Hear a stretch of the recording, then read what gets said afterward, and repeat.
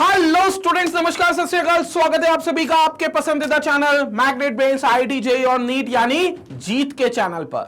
और मैं अभिषेक अग्रवाल, आपका जेडब्ल्यू केमिस्ट्री फैकल्टी, हाजिर हूं लेकर एक और दमदार, एक और धमाकेदार, एक और धांसू सेशन क्लास 12th के जेडब्ल्यू एस्पिरेंट्स के लिए, जिसमें हम सॉल्यूशन नाम का चैप्टर जानने जा रहे हैं। यानी कि सॉल्यूशन नाम का चैप्टर स्टार्ट कर चुके हैं, इसका आगाज कर चुके हैं, जिसमें कॉलिगेटिव प्रॉपर्टीज का भी आगाज कर चुके हैं।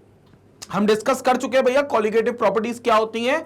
सॉल्यूशन की वो प्रॉपर्टीज जो सॉल्यूट के अमाउंट पे, सॉल्यूट के नंबर पे डिपेंड करे, सॉल्यूट के अमाउंट पे निर्भर करे, उन प्रॉपर्टी को हम कॉलिगेटिव प्रॉपर्टी कहते हैं। उन प्रॉपर्टी को हम कॉलिगेटिव प्रॉपर्टी कहते हैं। वो कॉलिगेटिव प्रॉपर्टी कितनी होती है? 4। पहला relative lowering in vapour pressure, दूसरा हम आज जो पढ़ेंगे that is elevation in boiling point, फिर तीसरा डिप्रेशन इन फ्रीजिंग पॉइंट और चौथा एट ऑस्मोटिक प्रेशर। ये हम अपने आने वाले वीडियोस में देखेंगे। फिलहाल सेकेंड टॉपिक हम डिस्कस करने जा रहे हैं which is known as elevation in boiling point. Elevation in boiling point. Boiling point में क्या एलिवेशन देखने को मिलेगा, हम इस बात की चर्चा करने वाले हैं, इस बात को हम समझने वाले हैं। ठीक है, तो स्टार्ट करेंगे इस चीज को। लेकिन आपको पता है कि जैसा कि आपको हर बार मिल रहा है, हर लेक्चर में मिल रहा है, ऐसी चीजें जो आईआईटी जेईई को क्रैक करने में आपके लिए बहुत ज्यादा सपोर्टिव होंगी, और ऐसी चीजें जो किसी के पेड कोर्स में भी नहीं मिल रही, वो सारी चीजें आईआईटी जेईई कोर्स मॉड्यूल के तहत आपको मैग्नेट ब्रेन्स पर बिल्कुल फ्री ऑफ कॉस्ट मिल रही है। फिर चाहे वो क्वालिटी लेक्चर्स हो, चाहे डीपीपीज हो, चाहे प्रैक्टिस क्वेश्चंस हो, चाहे प्रीवियस ईयर क्वेश्चंस हो, चाहे आपके ऑनलाइन टेस्ट सीरीज हो, चाहे लाइव डाउट क्लियरिंग सेशंस हो, चाहे मोटिवेशनल नोटिफिकेशन सेशंस हो, ये सारी चीजें आपको मिलती हैं जो आपके आईआईटी को क्रैक करने में आपकी बहुत ज्यादा मदद करती है। तो ये सारी चीजें आपको मिलती हैं आईआईटी के प्लेटफॉर्म पर, वो भी मैग्नेट ब्रेन्स के फ्री एजुकेशन की मुहिम के तहत। ठीक है, तो यहां पर ये बहुत इंपॉर्टेंट है, और ये दोनों चीजें अवेलेबल है, वेबसाइट पर भी अवेलेबल है और सारी चीजें यूट्यूब पर भी अवेलेबल है। ठीक है, चलो अब स्टार्ट करते हैं। मुख्य मुद्दा जो है एलिवेशन इन बॉइलिंग पॉइंट। सवाल उठता है कि क्या है एलिवेशन इन बॉइलिंग पॉइंट। दूसरा सवाल यह उठता है कि elevation in boiling point colligative property क्यों है, और एलिवेशन इन बॉइलिंग पॉइंट क्यों हमें देखने को मिलता है जब भी हम सॉल्यूट का अमाउंट चेंज करते हैं। तो ये सारी चीजों पर हम बात करेंगे अपने इस टॉपिक, आज के topic elevation in boiling. Elevation in boiling point का जो मुद्दा है वो शुरुआत होता है बॉइलिंग पॉइंट को जानने से। मतलब एलिवेशन इन बॉइलिंग पॉइंट तो चलो ठीक है, बॉइलिंग पॉइंट क्या होता है पहले तो तुम ये जान लो। बॉइलिंग पॉइंट क्या होता है पहले तो तुम ये समझ लो। तो what is a boiling point? Boiling point पर चर्चा करते हैं। The boiling point of a liquid may be defined as the temperature at which vapour pressure becomes equal to atmospheric pressure. Simple सा खेल है, किसी भी लिक्विड का वेपर प्रेशर, किसी भी लिक्विड का वेपर प्रेशर जिस टेम्परेचर पर एटमॉस्फेरिक प्रेशर के इक्वल हो जाए, एटमॉस्फेरिक प्रेशर के बराबर हो जाए। अब एटमॉस्फेरिक प्रेशर क्या है? 760 mm इन एचजी स्केल और 180 m और 1.02 बार। आप जो यूनिट में मान सको आप उसमें मान लो। लेकिन अगर लिक्विड का वेपर प्रेशर, हर लिक्विड का अपना एक वेपर प्रेशर होता है, उस लिक्विड का वेपर प्रेशर तब देखने को मिलता है जब आप उसे हीट करते हो। हमने हमेशा यही चर्चा करी, हमने हमेशा यही बात करी कि अगर मान लो हमारे पास कोई लिक्विड है, ठीक है, बी इट अ सॉल्वेंट और बी इट अ सॉल्यूशन, कोई सा भी लिक्विड हो सकता है वो हमारे पास, मतलब वो सॉल्वेंट में भी हो सकता है, वो सॉल्यूशन का फेज भी हो सकता है। फिलहाल मैं प्योर स्टेट में ले लेता हूं तो it must be a solvent. तो मैंने यहां पर क्या रखा हुआ है भाई? सॉल्वेंट रखा हुआ है, तो दिस इज सॉल्वेंट। ये मेरे पास सॉल्वेंट है, तो ये मेरे पास सॉल्वेंट है जिसको हमने यहां पर मिलाया हुआ है, दिस इज सॉल्वेंट। इसको हम क्या करेंगे? अब हीट करना चालू करेंगे। इसको अब हम क्या करेंगे? हीट करना चालू करेंगे। ये हीट करना चालू करेंगे, तो ये हमने हीट करना चालू कर दिया। अब आपको पता है ये लिक्विड वेपर बनाएगा, वेपर बनाकर ऊपर जाएगा, ऊपर एक लिड लगी होगी, ऊपर एक लिड लगी होगी। ये रही भैया एक लिड जो बिल्कुल ऊपर लगी होगी यहां पर। ये एक लिड लगी होगी, ये एक लिड लगी होगी, और इस लिड में, और इस लिड पे आप वेपर को एक प्रेशर एक्सर्ट करते हुए देखोगे, क्योंकि वेपर बनेंगे तो वेपर बोलेंगे भाई हमको ऊपर जाना है, लेकिन ऊपर जा नहीं सकते क्योंकि मतलब बाहर नहीं निकल सकते क्योंकि लिड है ऊपर। तो फिर वो क्या करेंगे, नीचे आना चालू कर देंगे, मतलब कंडेंसेशन स्टार्ट हो जाएगा। वेपराइजेशन तो चल रहा है, वेपर तो ऊपर जा रहा है, लेकिन जो ऊपर बहुत पहले से है वो नीचे आ जाएंगे और कंडेंस होना स्टार्ट कर देंगे। It means at that time rate of vaporization will become equal to rate of condensation. It means at that time rate of vaporization will become equal to rate of condensation। तो rate of condensation के वो बराबर हो जाएगा। फिर वहां पर जो प्रेशर एक्सर्ट होगा वेपर्स के द्वारा, जिसको हम क्या कर सकते हैं, एक प्रेशर मेजरिंग डिवाइस कुछ भी लगा देंगे ऊपर, एक यूट्यूब मैनोमीटर ले लो, बैरोमीटर ले लो, जिससे भी प्रेशर नाप सकते हो वो लगा दोगे ऊपर अरेंजमेंट करके, तो you will get a constant value of vapour pressure. वो कांस्टेंट वैल्यू ऑफ प्रेशर जिसको आप वेपर प्रेशर नाम दे दोगे, तो that is called as vapour pressure. अब जब हम हीट करेंगे तो जाहिर सी बात है इसका टेम्परेचर बढ़ेगा, जाहिर सी बात है the temperature of the solvent, अगर मैं इसको प्योर सॉल्वेंट मान लूं या लिक्विड बोल दूं सिंपल, चाहे वो सॉल्वेंट हो चाहे वो सोल्यूशन हो, the temperature of the liquid will rise, of the liquid will rise on supplying heat, on supplying heat, the temperature of liquid will rise on supplying heat, and ultimately vapor pressure gets formed, and ultimately vapour pressure gets formed. और ultimately क्या होगा भाई, जो vapour pressure होगा वो बन जाएगा, जो वेपर प्रेशर होगा वो फॉर्म हो जाएगा, तो ultimately vapour pressure will get formed. तो जब आप हीट कर रहे हो सडनली इसका टेम्परेचर बढ़ेगा, वेपर्स बनेंगे, वेपर प्रेशर बनेगा, रेट ऑफ वेपराइजेशन और रेट ऑफ कंडेंसेशन जब इक्वल आ जाएंगे, इक्विलिब्रियम जब अचीव हो जाएगा, तो हम कह देंगे कि इसका इक्विलिब्रियम आ चुका है और जो वेपर प्रेशर है वो लगना चालू हो गया। अब उस बीच में एक ऐसा टेम्परेचर भी आएगा जिस टेम्परेचर पे इस लिक्विड का वेपर प्रेशर एटमॉस्फेरिक प्रेशर के इक्वल हो जाएगा। एटमॉस्फेरिक प्रेशर होगा यहां पर, ये सब मानते, क्योंकि बाहर आपके पास कौन है, एटमॉस्फेयर है भाई, तो यहां पर आपके पास कौन होगा, एटमॉस्फेरिक प्रेशर तो होगा ही, सब लोग मानते हैं यहां पर एटमॉस्फेरिक प्रेशर होगा। और वो एटमॉस्फेरिक प्रेशर कितना होगा, it's fixed, that is 1 atm, it is very much fixed, that is equal to 1 atm, तो 1 atm के बराबर होगा 1 atm। तो ये जो 1 atm का प्रेशर आपको मिल रहा है ये एटमॉस्फेयर का प्रेशर है, और एक टाइम आएगा जब आपके लिक्विड का वेपर प्रेशर उस 1 atm के वेपर प्रेशर के इक्वल हो जाएगा, उस 1 atm के प्रेशर के बराबर हो जाएगा। जिस टेम्परेचर पे वो 1 atm प्रेशर के बराबर हो, जिस टेम्परेचर पे हमारे लिक्विड का वेपर प्रेशर बाहर के वेपर प्रेशर यानी कि 1 atm के बराबर हो, उस टेम्परेचर को हम उस लिक्विड का बॉइलिंग पॉइंट कह देते हैं, उस टेम्परेचर को हम उस लिक्विड का बॉइलिंग पॉइंट कह देंगे। क्लियर हो गया कंसेप्ट? तो बॉइलिंग पॉइंट की डेफिनेशन जब हमने डिस्कस करी थी तो क्या लिखा था boiling point, it's a vapour pressure, it's defined as the temperature at which vapour pressure becomes equal to atmospheric pressure, the temperature at which the vapor pressure of the liquid becomes equal to the atmospheric pressure। अब वो atmospheric pressure उन्हें 760 mm लिखा है because mercury scale पे 760 mm का displacement दिखाता है। Normal अगर ATM में कैलकुलेट करें तो 1 ATM होता है, बार में कैलकुलेट करें तो 1.02 बार होता है।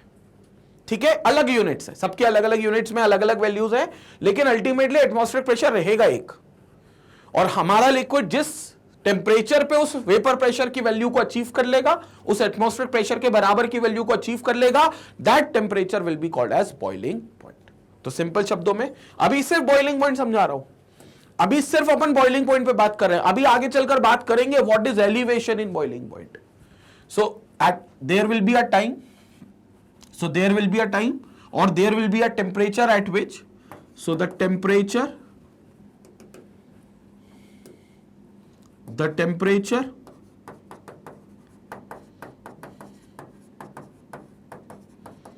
at which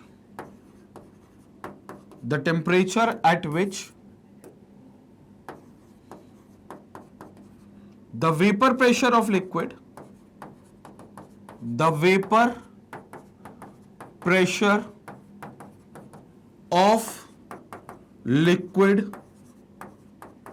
becomes equal to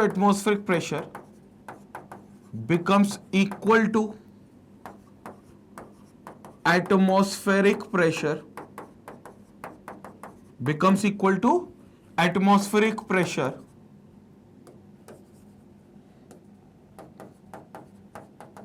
then it is known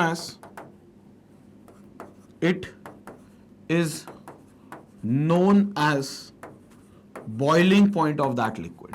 तो उसको आप उस लिक्विड का क्या बॉइलिंग पॉइंट बोल दोगे, तो it is known as boiling point of liquid. तो आप उस लिक्विड का बॉइलिंग पॉइंट मान लोगे कि अब ये लिक्विड बॉइल होना स्टार्ट कर दिया। जैसे पानी के लिए 100 डिग्री सेल्सियस है, तो इसका मतलब क्या हुआ कि पानी 100 डिग्री सेल्सियस पर अपना वेपर प्रेशर 1 atm कर लेता है। तो जिसका जो बॉइलिंग पॉइंट होगा मतलब उसका वेपर प्रेशर उस टेम्परेचर पे 1 atm के बराबर हो जाता है। 1 atm क्यों? क्योंकि बाहर जो एटमॉस्फेयर है उसका प्रेशर इज 1 atm। तो बाहर जो एटमॉस्फेयर का प्रेशर है दैट इज 1 atm। तो अल्टीमेटली हमारा पास जो भी लिक्विड होगा उसका जो भी बॉइलिंग पॉइंट होगा ये वो टेम्परेचर होगा जब उसका वेपर प्रेशर बाहर वाले 1 atm के प्रेशर के बराबर होगा। So for water we have this as 100 degree Celsius, क्योंकि पानी का 100 डिग्री पर ही उसका वेपर प्रेशर बाहर के एटमॉस्फेरिक प्रेशर के बराबर होता है। और कह सकते हो दोनों प्रेशर सेम हो गए तो एक तरीके से इक्विलिब्रियम आ गया, तो वो पानी वहां से उबलना स्टार्ट कर देगा और दोनों फेज में एग्जिस्ट करेगा, लिक्विड फेज में भी और वेपर फेज में भी। जो वाटर है 100 डिग्री पे वो दोनों फॉर्म में एग्जिस्ट करता है, लिक्विड फॉर्म में भी एग्जिस्ट करता है और गैसियस फॉर्म में भी एग्जिस्ट करता है। कंसेप्ट क्लियर हुआ बॉइलिंग पॉइंट का? कमेंट सेक्शन में मेरे को बिल्कुल लिखकर बताएंगे कि बॉइलिंग पॉइंट का कंसेप्ट क्लियर हुआ कि नहीं हुआ, क्योंकि बॉइलिंग पॉइंट का कंसेप्ट बहुत ज्यादा जरूरी है जानना। तो ये था हमारा बॉइलिंग पॉइंट को लेकर बात, बॉइलिंग पॉइंट को लेकर कंसर्न, बॉइलिंग पॉइंट को लेकर हमारा कंसेप्ट। आगे बात करते हैं। अब अभी तो मेरे पास ये प्योर सॉल्वेंट था, मैंने मान लिया कि लिक्विड है और उसमें मैं मान लेता हूं कि मेरे पास ये प्योर सॉल्वेंट स्टेट है, प्योर सॉल्वेंट का फॉर्म है। तो थोड़ी देर के लिए मान लेते हैं that it was pure solvent A, pure solvent A, pure solvent A. So this was pure solvent A. अब एक काम करते हैं, इसको प्योर नहीं रखते, अब इसमें कुछ मिलावट कर देते हैं। मिलावट समझ गए? ये मेरे पास एक सॉल्वेंट है, अब इसमें मैं कोई सल्यूट डाल देता हूं, B it volatile B it non volatile, लेकिन हमने जब मिलावट कर दी सल्यूट की, चाहे वो वोलेटाइल हो चाहे वो नॉन वोलेटाइल हो, एक बात कंफर्म है कि जो ए का वेपर प्रेशर था, जो ए के वेपर प्रेशर की वैल्यू थी वो 100% घट जाएगी, वो 100% कम हो जाएगी।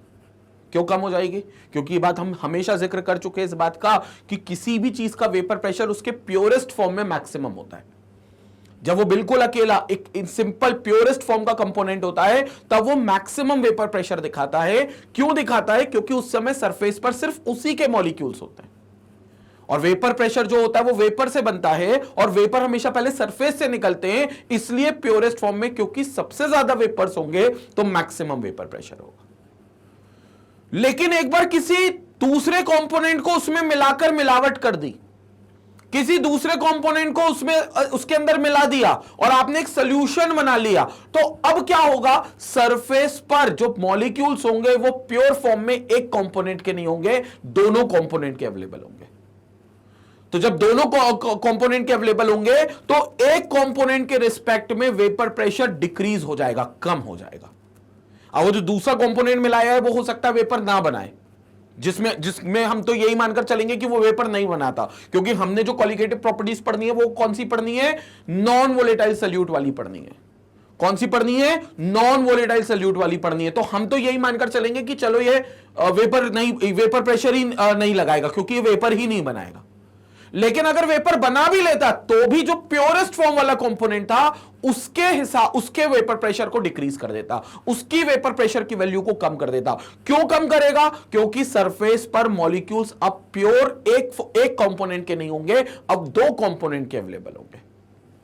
एक कंपोनेंट के नहीं होंगे, अब दो कंपोनेंट के अवेलेबल होंगे, दो कंपोनेंट्स के वहां पर अवेलेबल होंगे सरफेस पर, एक कंपोनेंट का अवेलेबल नहीं होगा, तो फिर प्योर फॉर्म में रहेगा नहीं, इसलिए ज्यादा वेपर बनेंगे नहीं, इसलिए वेपर प्रेशर कम हो जाएगा। क्लियर हो गई बात? तो मुद्दा यह है कि अभी तो यह प्योर फॉर्म में था, जिसके कारण यह एक वेपर प्रेशर दे रहा था, जिसके कारण ये P0A के नाम का एक वेपर प्रेशर दे रहा था, क्योंकि मैंने प्योर सॉल्वेंट ए लिया। अब एक काम करते हैं, इसको बोलते हैं भैया अब तुम्हारे अंदर मिलावट हो गई है। Now this has form a solution, now this has formed a solution. अब सॉल्यूशन बन गया ये, जिसमें बहुत सारा सॉल्वेंट होगा, जिसमें बहुत सारा सॉल्वेंट होगा और थोड़ा बहुत अब सॉल्यूट भी होगा, थोड़ा बहुत सॉल्यूट भी होगा। ये क्लियर हो गया? अब तुमने सॉल्यूशन बना दिया A+B,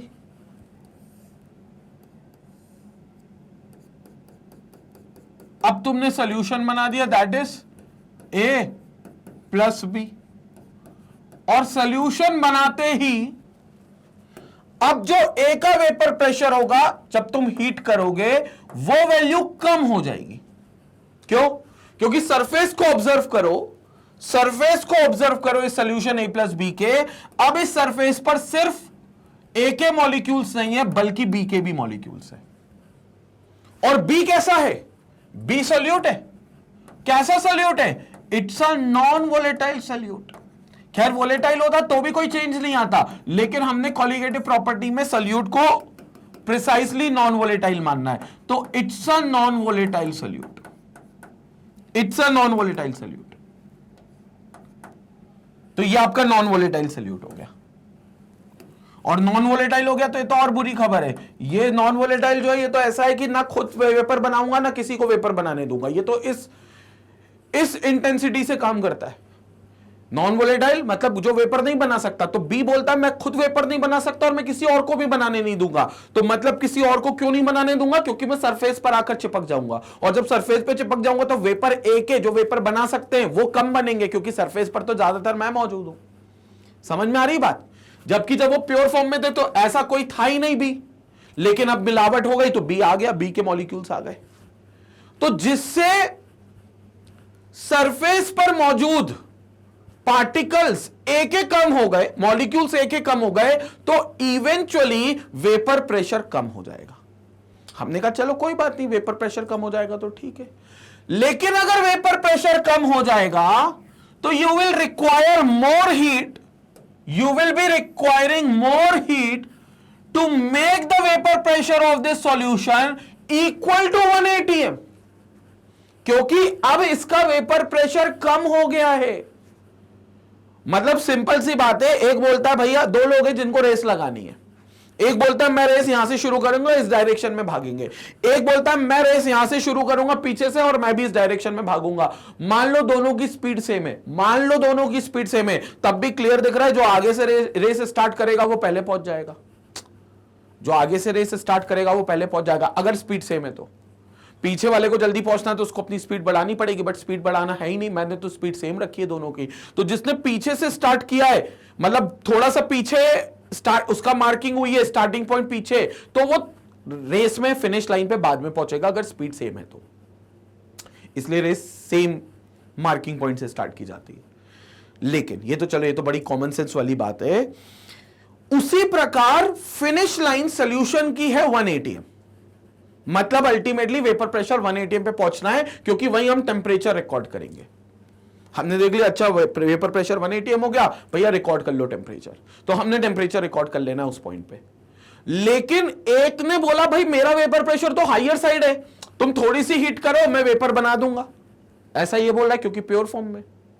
लेकिन ये बोलता है कि साहब मैं अच्छा वेपर प्रेशर नहीं बना सकता, मतलब मेरी वैल्यू और कम है अभी फिलहाल, जो भी तुम टेम्परेचर देख रहे हो, अभी मान लेते बॉइलिंग पॉइंट नहीं है, बॉइलिंग पॉइंट के कोई और टेम्परेचर है, तो अभी भी कुछ तो वेपर प्रेशर होगा इनका, तो वहां पर वो वैल्यू कम होगी एज कंपेयर टू इसके मुकाबले, क्योंकि ये तो प्योर फॉर्म में ना, ये तो हर समय, हर पल, हर क्षण में इससे इस वाले से अपना वेपर प्रेशर ये ज्यादा रखेगा, तो इसका वेपर प्रेशर ज्यादा है, तो ये 1 atm पर जल्दी पहुंच जाएगा। जबकि ये वेपर प्रेशर कम वैल्यू से स्टार्ट कर रहा है, जिसको अल्टीमेटली 1 atm तक जाना है, इसको कम वैल्यू रखकर भी 1 atm तक पहुंचना है, फिनिश लाइन एक ही है, तो इसको ज्यादा टाइम लगेगा, मतलब ज्यादा हीट करना पड़ेगा, ज्यादा हीट करना पड़ेगा, तो मतलब ज्यादा टेम्परेचर राइज करना होगा, तो इवेंचुअली चूंकि इसका वेपर प्रेशर कम हो जाएगा, सॉल्यूट के आने से इसका वेपर प्रेशर में डिक्लिनेशन मिलेगा, लोअरिंग मिलेगी, जिसको हमने पहले ही टॉपिक में पढ़ लिया था, लेकिन वेपर प्रेशर की कमी से बॉइलिंग पॉइंट की वैल्यू बढ़ जाएगी, क्योंकि अब अगर वेपर प्रेशर कम हुआ है तो 1 atm तक पहुंचने में इन्हें ज्यादा मेहनत करनी है, मतलब इनको ज्यादा हीट एब्जॉर्ब करनी है, और ज्यादा हीट एब्जॉर्ब करके ये 1 atm पे जाएंगे, और जब ज्यादा हीट एब्जॉर्ब करेंगे तो टेम्परेचर बढ़ेगा इवेंचुअली। समझ में आया? ये सारा खेल जो है ना, ये पहली वाली प्रॉपर्टी से रिलेटेड है। पहली वाली प्रॉपर्टी कौन सी भाई?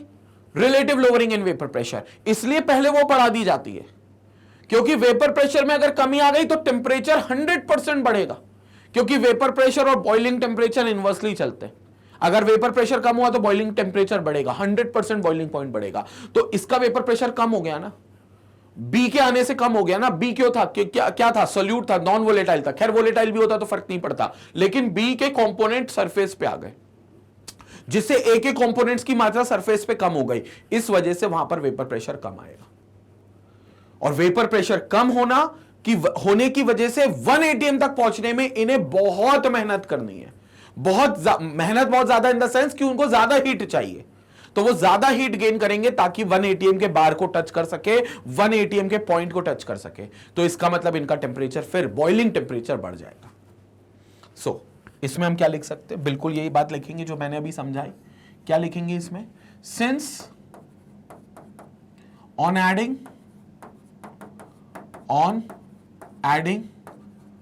Non volatile solute in solvent,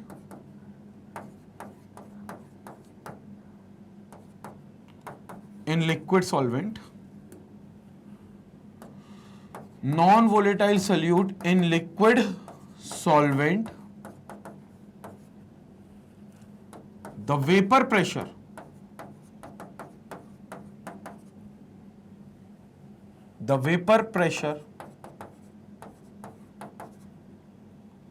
of solvent will get lowered.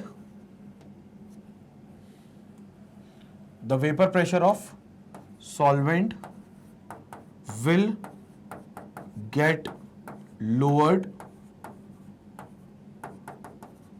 due to which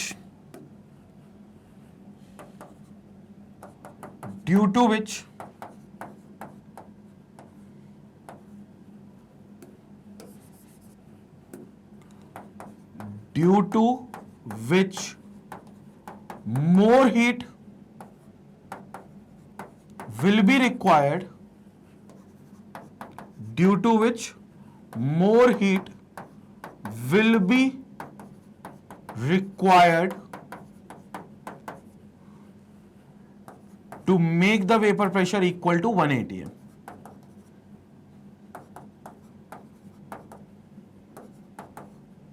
To make the vapor pressure equal to 1 atm. What is 1 atm? Atmospheric pressure.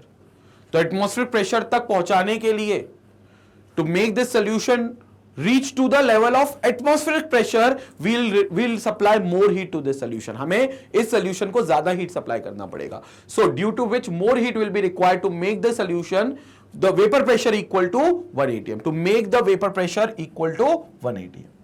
और वेपर प्रेशर किसका? Solution का। तो to make the vapour pressure of solution equal to 1 atm, to make the vapour pressure of solution equal to 1 atm. So it is about the vapor pressure of the solution equal to 1 atm. Ultimately 1 atm के equal हो जाएगा, लेकिन उस दौरान ज्यादा heat देनी पड़ेगी. Hence the boiling point of the solution will increase. Hence the boiling point of solution will increase. और इस वजह से आप कहोगे जो बॉइलिंग पॉइंट होगा सॉल्यूशन का वो बढ़ जाएगा, वो इंक्रीज हो जाएगा. सॉल्यूशन का जो बॉइलिंग पॉइंट होगा वो बढ़ जाएगा, सॉल्यूशन का बॉइलिंग पॉइंट इंक्रीज होगा. तो इसका जो बॉइलिंग पॉइंट होगा वो इंक्रीज होगा. क्यों? क्योंकि वेपर प्रेशर डिक्रीज हो रहा है, क्योंकि वेपर प्रेशर में कमी आ रही है, तो वेपर प्रेशर विल डिक्रीज.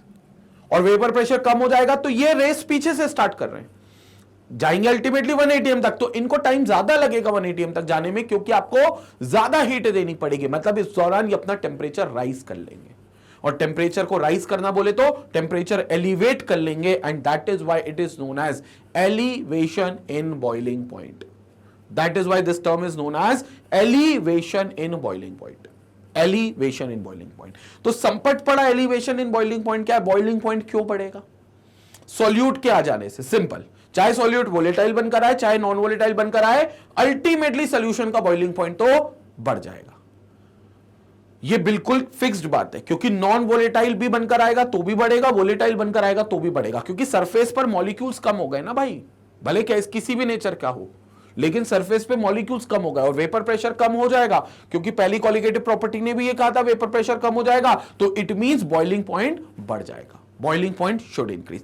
तो मतलब एक पॉइंट और लिख लेते हैं, that vapour pressure is inversely proportional to boiling point.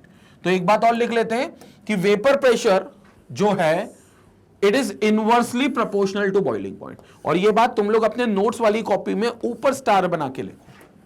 ये ऊपर स्टार बना के लिखो, क्योंकि बहुत इंपॉर्टेंट नोट है जिसको मैं बोल रहा हूं. कम से कम 3 स्टार तो बना ही लो इस नोट में. That vapour pressure is inversely proportional to,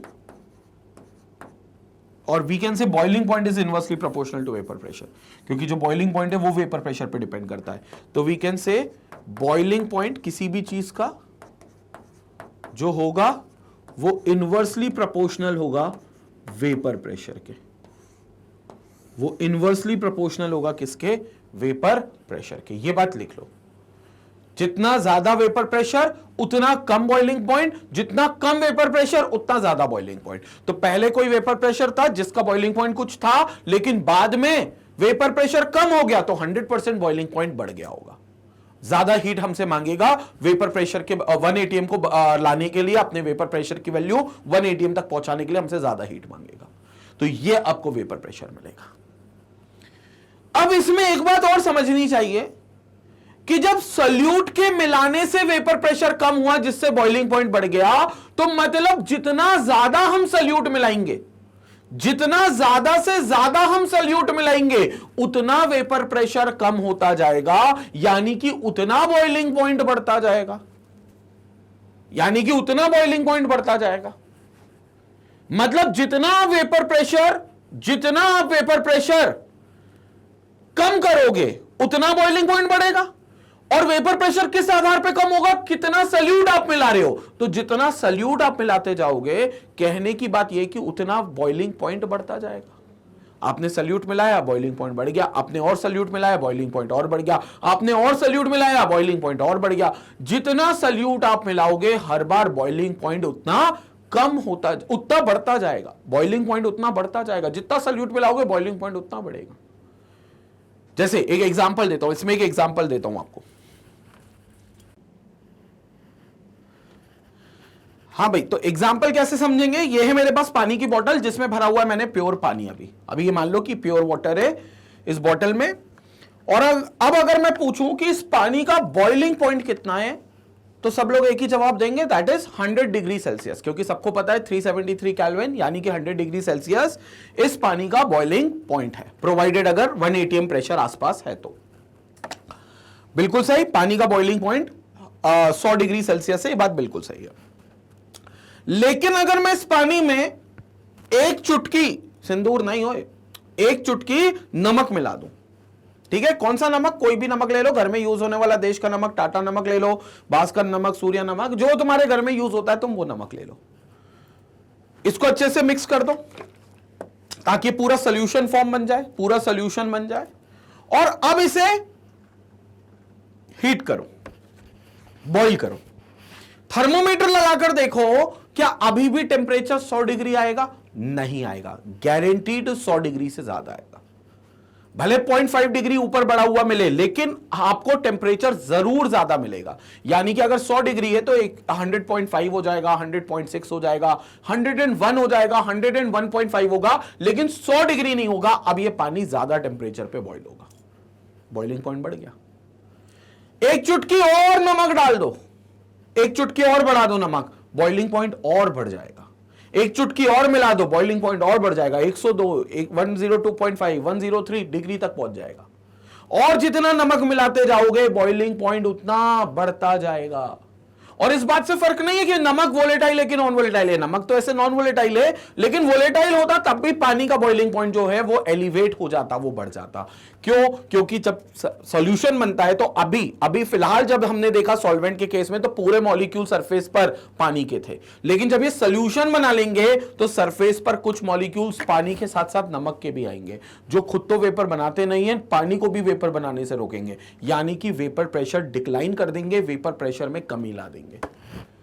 और भैया जब वेपर प्रेशर में कमी आएगी तो फिर ऑटोमेटिकली जो बॉइलिंग पॉइंट होगा वो इंक्रीज हो जाएगा, क्योंकि बॉइलिंग पॉइंट जो होगा वो इनवर्सली प्रोपोर्शनल होगा वेपर प्रेशर के।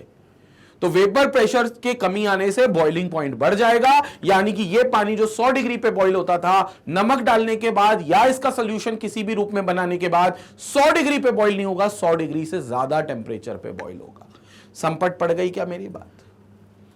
इसे कहते हैं elevation in boiling point. Elevation मतलब किसी भी चीज का एलिवेट होना, राइज होना, और बॉइलिंग पॉइंट यहां पर एलिवेट होगा सोल्यूशन में जितना ज्यादा आप सोल्यूट ऐड करोगे। क्लियर हो गया? तो यही बात ग्राफ से समझाई गई है, यही बात ग्राफिकली समझाई गई है। जो ग्राफ बना है वेपर प्रेशर वर्सेस टेम्परेचर का, उस पर यह बात समझाई गई है कि यह वाला ग्राफ जो है यही सारी बातें समझाता है।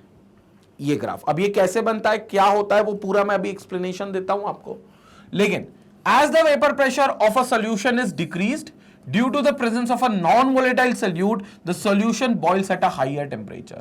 So जो solution होगा it will going to boil at higher temperature as compared to the pure solvent. तो pure solvent के मुकाबले ये ज्यादा प्रेशर पे boil होगा। The boiling point of the solution is therefore higher than the boiling point of the pure solvent. तो जो boiling point होगा सोल्यूशन का वो हायर हो जाएगा as compare to boiling point of pure solvent. यानी कि पानी का जो बॉइलिंग पॉइंट है उससे ज्यादा हो जाएगा पानी और नमक के जो सोल्यूशन है उसका बॉइलिंग पॉइंट। पानी और नमक के सोल्यूशन का जो बॉइलिंग पॉइंट है वो ज्यादा हो जाएगा पानी के, प्योर पानी के बॉइलिंग पॉइंट से। So if T0B is the boiling point of pure liquid and TB is the boiling point of solution, then तो T0B उन्होंने प्योर लिक्विड का बोल दिया और TB उन्होंने सोल्यूशन का बोल दिया। तो उसके बाद वो पूछ रहे हैं कि क्या होगा। तो इसी बात को मैं आपको ग्राफ से समझाता हूं। बहुत इजी है ग्राफ से समझना और क्लियर भी हो जाएगा आपको ग्राफ से पूरी चीजों को समझाना। ग्राफ बनाते हैं। सो this is a graph between, graph plotted between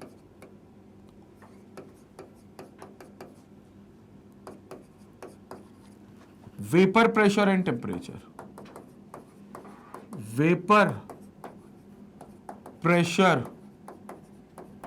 and temperature versus temperature, ऐसा कह लो। तो इस ग्राफ से सारी बातें क्लियर हो जाएंगी। देखें, वैसे तो और ऑलमोस्ट क्लियर हो चुकी होगी, लेकिन और कह लो कंक्रीट हो जाएगी। तो ग्राफ बनाते हैं भाई, and the graph will be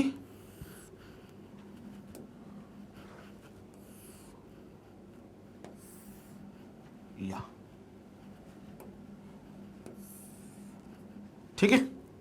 so this x axis is of temperature, ये टेम्परेचर होगा, ठीक है, और ये हमारा वेपर प्रेशर होगा। सो this is basically your vapour pressure, ये वेपर प्रेशर होगा। So its temperature versus vapour pressure, temperature versus vapour pressure. अब ध्यान से सुने,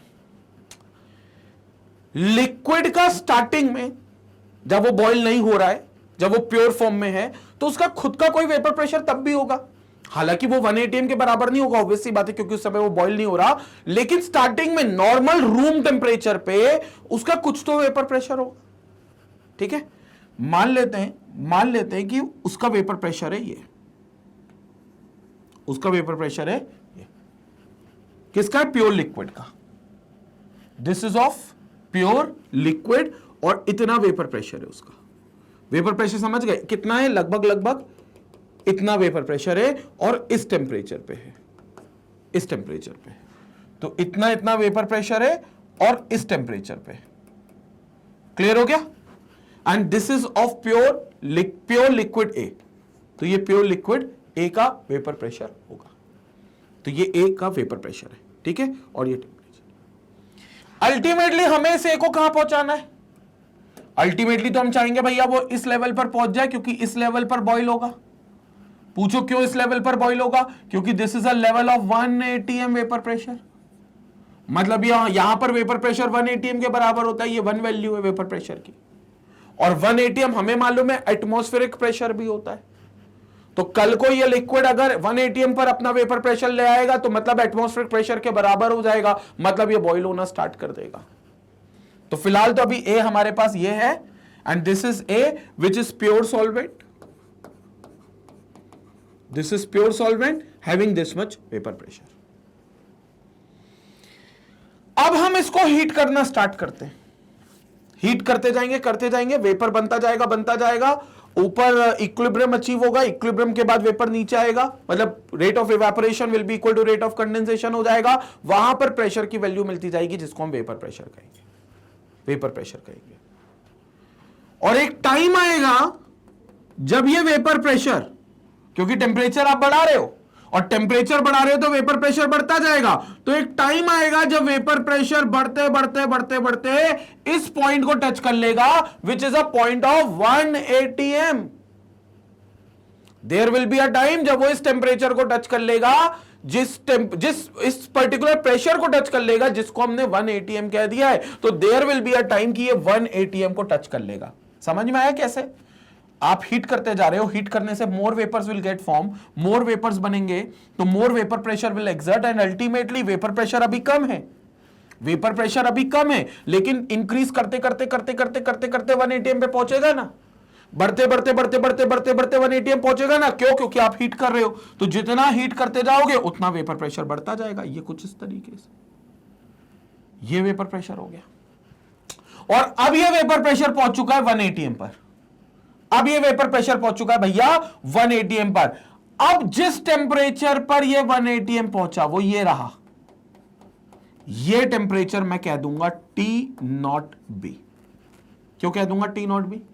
because it's a boiling temperature of A which is a pure solvent, so it's a boiling temperature of A, it's a pure solvent। तो इसको मैंने कह दिया क्या? T0B which is a boiling temperature of pure solvent। तो ये T0B हो गया बॉइलिंग टेम्परेचर और boiling point of pure solvent, A। एक कंसेप्ट क्लियर हो गया? तो ये बॉइलिंग पॉइंट हो गया प्योर सॉल्वेंट A का। समझ में आया कैसे ही बढ़ा? तो ये पूरी चीज हो गई, and this is always of solvent. ये याद रखना, ये हमेशा सॉल्वेंट का होगा, तो मैं यहां लिख देता हूं हालांकि। So this is of solvent, pure solvent।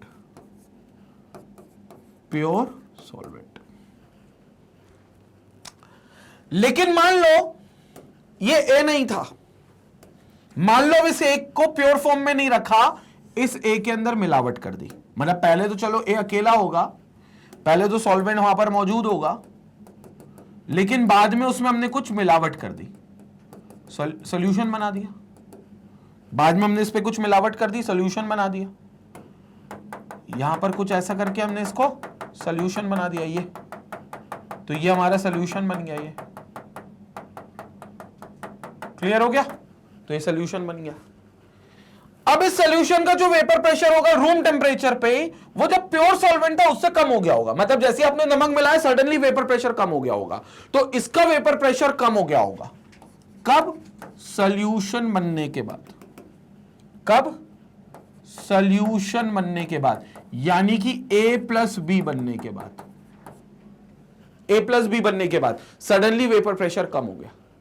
अब कम हो गया तो इसका जो पॉइंट है वो यहां से शुरू होगा, ये मतलब उसी टेम्परेचर पे इसका वेपर प्रेशर कम होगा, उसी टेम्परेचर पे जो इसका वेपर प्रेशर है वो कम होगा और इसका वेपर प्रेशर ये होगा। Are you getting my point? Now this is A plus B, this is not A, this is A plus B, और यहां वेपर प्रेशर कम होगा उस टेम्परेचर पे जिस पर A का वेपर प्रेशर इतना था। उसी टेम्परेचर पे A प्लस बी का वेपर प्रेशर देखो कम होकर इतना हो गया, इतना हो गया A प्लस बी।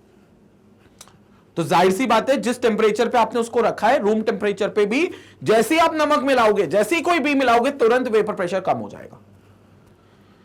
अब ये रेस यहां से शुरू कर रहा है तो हम इसको भी चाहेंगे तुमको भी हीट करे भैया, और तुमको भी हीट करके अल्टीमेटली 1 ATM के लाइन तक पहुंचा दे।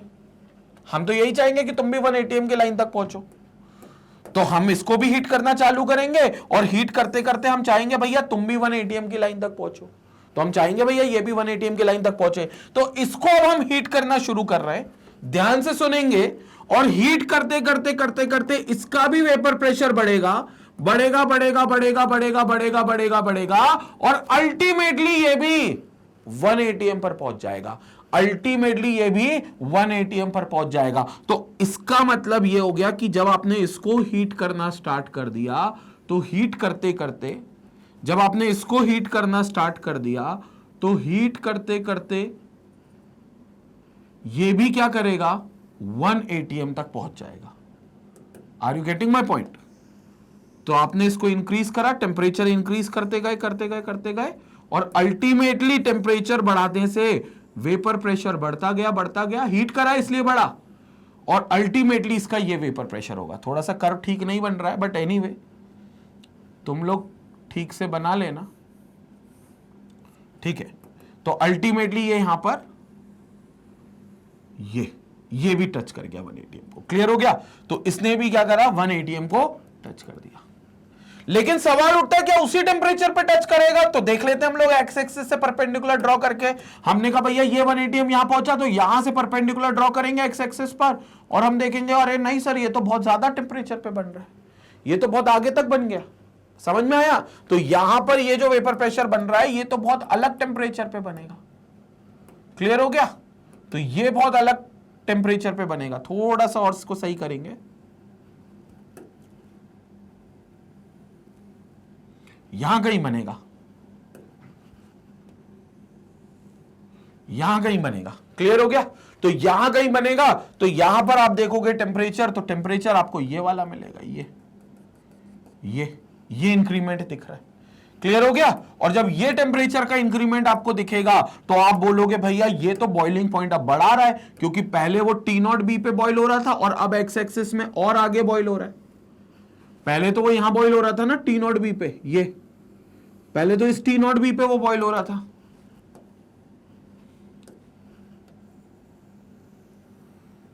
पहले तो इस T0B पे बॉइल हो रहा था, लेकिन अब उसने और आगे बॉइल करने का सोचा। क्यों आगे बॉइल करने का सोचा? ये इस टेम्परेचर पे बॉइल करने का सोचा।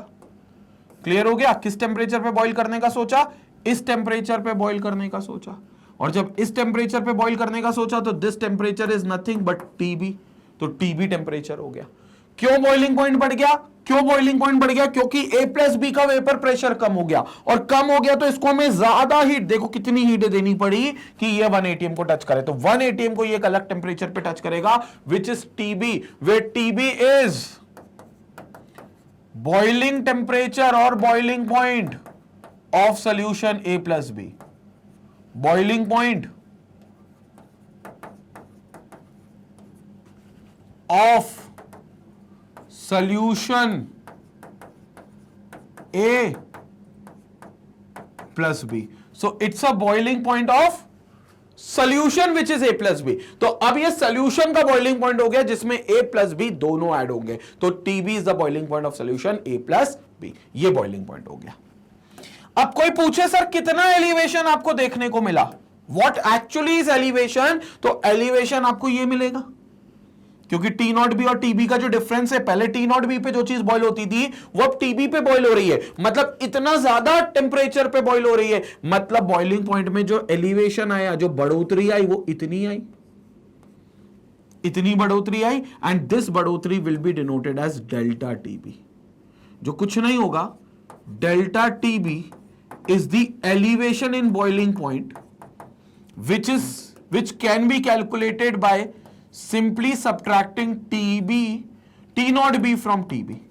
तो TB में से T नॉट बी अगर आप माइनस करोगे, TB में से T नॉट बी माइनस करोगे तो आपको डेल्टा TB मिल जाएगा, क्योंकि फाइनल टेम्परेचर बॉइलिंग पॉइंट कितना है TB, सॉल्यूशन का इनिशियल बॉइलिंग पॉइंट कितना था T नॉट बी, तो फाइनल माइनस इनिशियल करोगे तो आपको चेंज मिलेगा, और चूंकि फाइनल वैल्यू टेम्परेचर की ज्यादा है, इनिशियल वैल्यू टेम्परेचर की कम है, तो फाइनल माइनस इनिशियल करने पर जो चेंज आएगा वो पॉजिटिव आएगा, फाइनल माइनस इनिशियल करने पर जो चेंज आएगा वो पॉजिटिव आएगा, यानी कि डेल्टा टीबी इंक्रीज होगा। पॉजिटिव चेंज मतलब कोई चीज इंक्रीज हुई है, तो डेल्टा टीबी इंक्रीज होगा, और इसी को हम कह देंगे एलिवेशन इन बॉइलिंग पॉइंट, इसी को हम कह देंगे this is known as elevation in boiling point. तो ये बन जाएगा elevation in boiling point. So this is what you called as elevation in boiling point. तो यहां पर बॉइलिंग पॉइंट क्या हो जाएगा, एलिवेट हो जाएगा, यहां बॉइलिंग पॉइंट क्या हो जाएगा, इंक्रीज हो जाएगा, बढ़ जाएगा। So this is what you called as boiling point elevation, boiling point in elevation. और तुम ए प्लस बी की जगह और बी ऐड कर दो या कोई और सी ऐड कर दो, तो ए प्लस बी प्लस सी और नीचे स्टार्ट होगा, ए प्लस बी प्लस सी और नीचे स्टार्ट होगा। जब ये और नीचे स्टार्ट होगा ए प्लस बी प्लस सी, तो ये और आगे तक हीट करेगा, तो ये और टेम्परेचर बढ़ाएगा, मतलब सब जगह से आपको क्या मिलेगा, टेम्परेचर अल्टीमेटली बढ़ा हुआ मिलेगा, जितना ज्यादा आप सॉल्यूट को मिलाओगे। अभी आपने बी मिलाया, आप सी मिला दो और नीचे से स्टार्ट होगा, डी मिला दो और नीचे से स्टार्ट होगा, और सबको 180 तक जाने में और ज्यादा हीट देनी पड़ेगी, मतलब और ज्यादा टेम्परेचर बढ़ाना पड़ेगा, क्योंकि एक्स एक्सिस उतना बढ़ेगा ना, तो उतना टेम्परेचर आप बढ़ाओगे, तो हर बार टेम्परेचर आपको बढ़ा हुआ मिलेगा जब भी आप सॉल्यूट को ऐड करोगे। तो इसका मतलब more is the amount of solute added, more will be the boiling point of the solution. तो हो गया ना फिर बॉइलिंग पॉइंट सॉल्यूशन का जो एलिवेशन है, जो बॉइलिंग पॉइंट का, वो एक कॉलिगेटिव प्रॉपर्टी। क्यों? क्योंकि सॉल्यूट की मात्रा पे डिपेंड कर रहा है, जितना आप सॉल्यूट मिला रहे हो उतना बॉइलिंग पॉइंट में एलिवेशन देखने को मिल रहा है, जितना आप सॉल्यूट ऐड करते जाओगे क्वांटिटी वाइज, उतना आपको बॉइलिंग पॉइंट का एलिवेशन बढ़ता हुआ मिलेगा। तो this is what you called as elevation in boiling point. इसको आप प्रिसाइसली एलिवेशन कहते हो बॉइलिंग पॉइंट का। कंसेप्ट क्लियर हो गया? एक बार में क्लियर हो गई सारी चीजें? कोई डाउट, कोई दिक्कत तो नहीं है यहां पर? बिल्कुल नहीं होनी चाहिए, क्योंकि हर चीज कंसेप्चुअली पढ़ा रहे हैं। अब इवन ये डेल्टा टीबी भी हम डिफाइन करेंगे कि डेल्टा टीबी किसके बराबर होगा, लेकिन हर एक चीज यहां पर क्लियर होनी चाहिए। क्लियर हो गया? तो ultimately delta TB depends on the amount of solute, and since it depends on the amount of solute, therefore delta TB is a colligative property. And what is delta TB? Elevation in boiling point. So we can also write here, since delta TB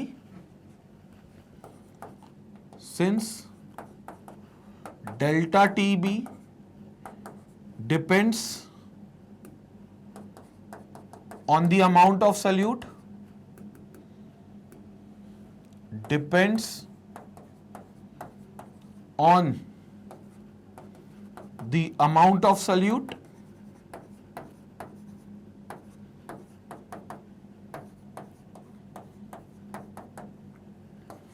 therefore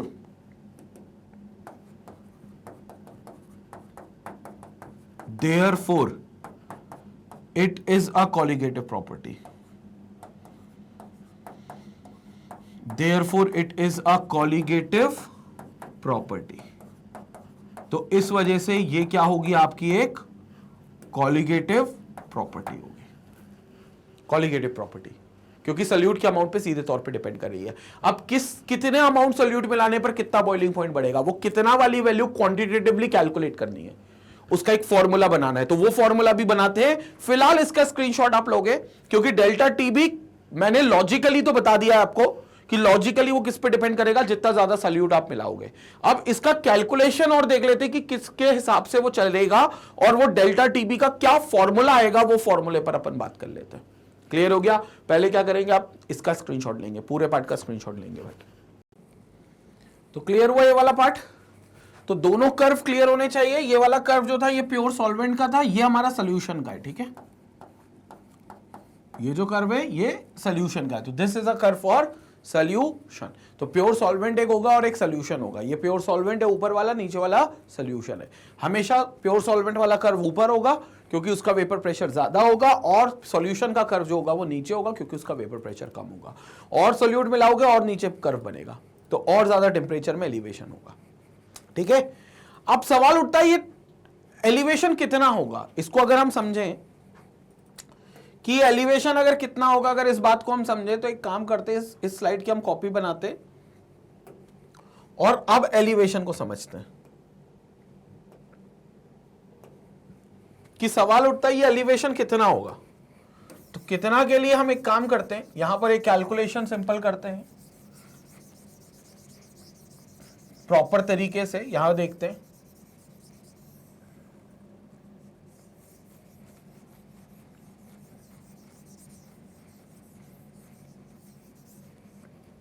ठीक है? ये slide already है आपके पास, है ना? ये आपको जब नोट्स मिलेंगे तो ये वाली पूरी स्लाइड्स आपको मिलेंगी। लेकिन फिलहाल अब हम लोग जो देखते हैं वो यहां पर देखते हैं, क्योंकि ग्राफ में दोबारा नहीं चाह रहा था बनाना, एक इसी ग्राफ में हम समझ लेते हैं सारी चीजें। तो अब यहां पर हम लोग देखते हैं, प्लॉटिंग कर देते हैं अगर, तो let's say this point is A, this point is B, this point is C, A B C, ये आपके 3 पॉइंट हो गए, ए बी और सी, ठीक है?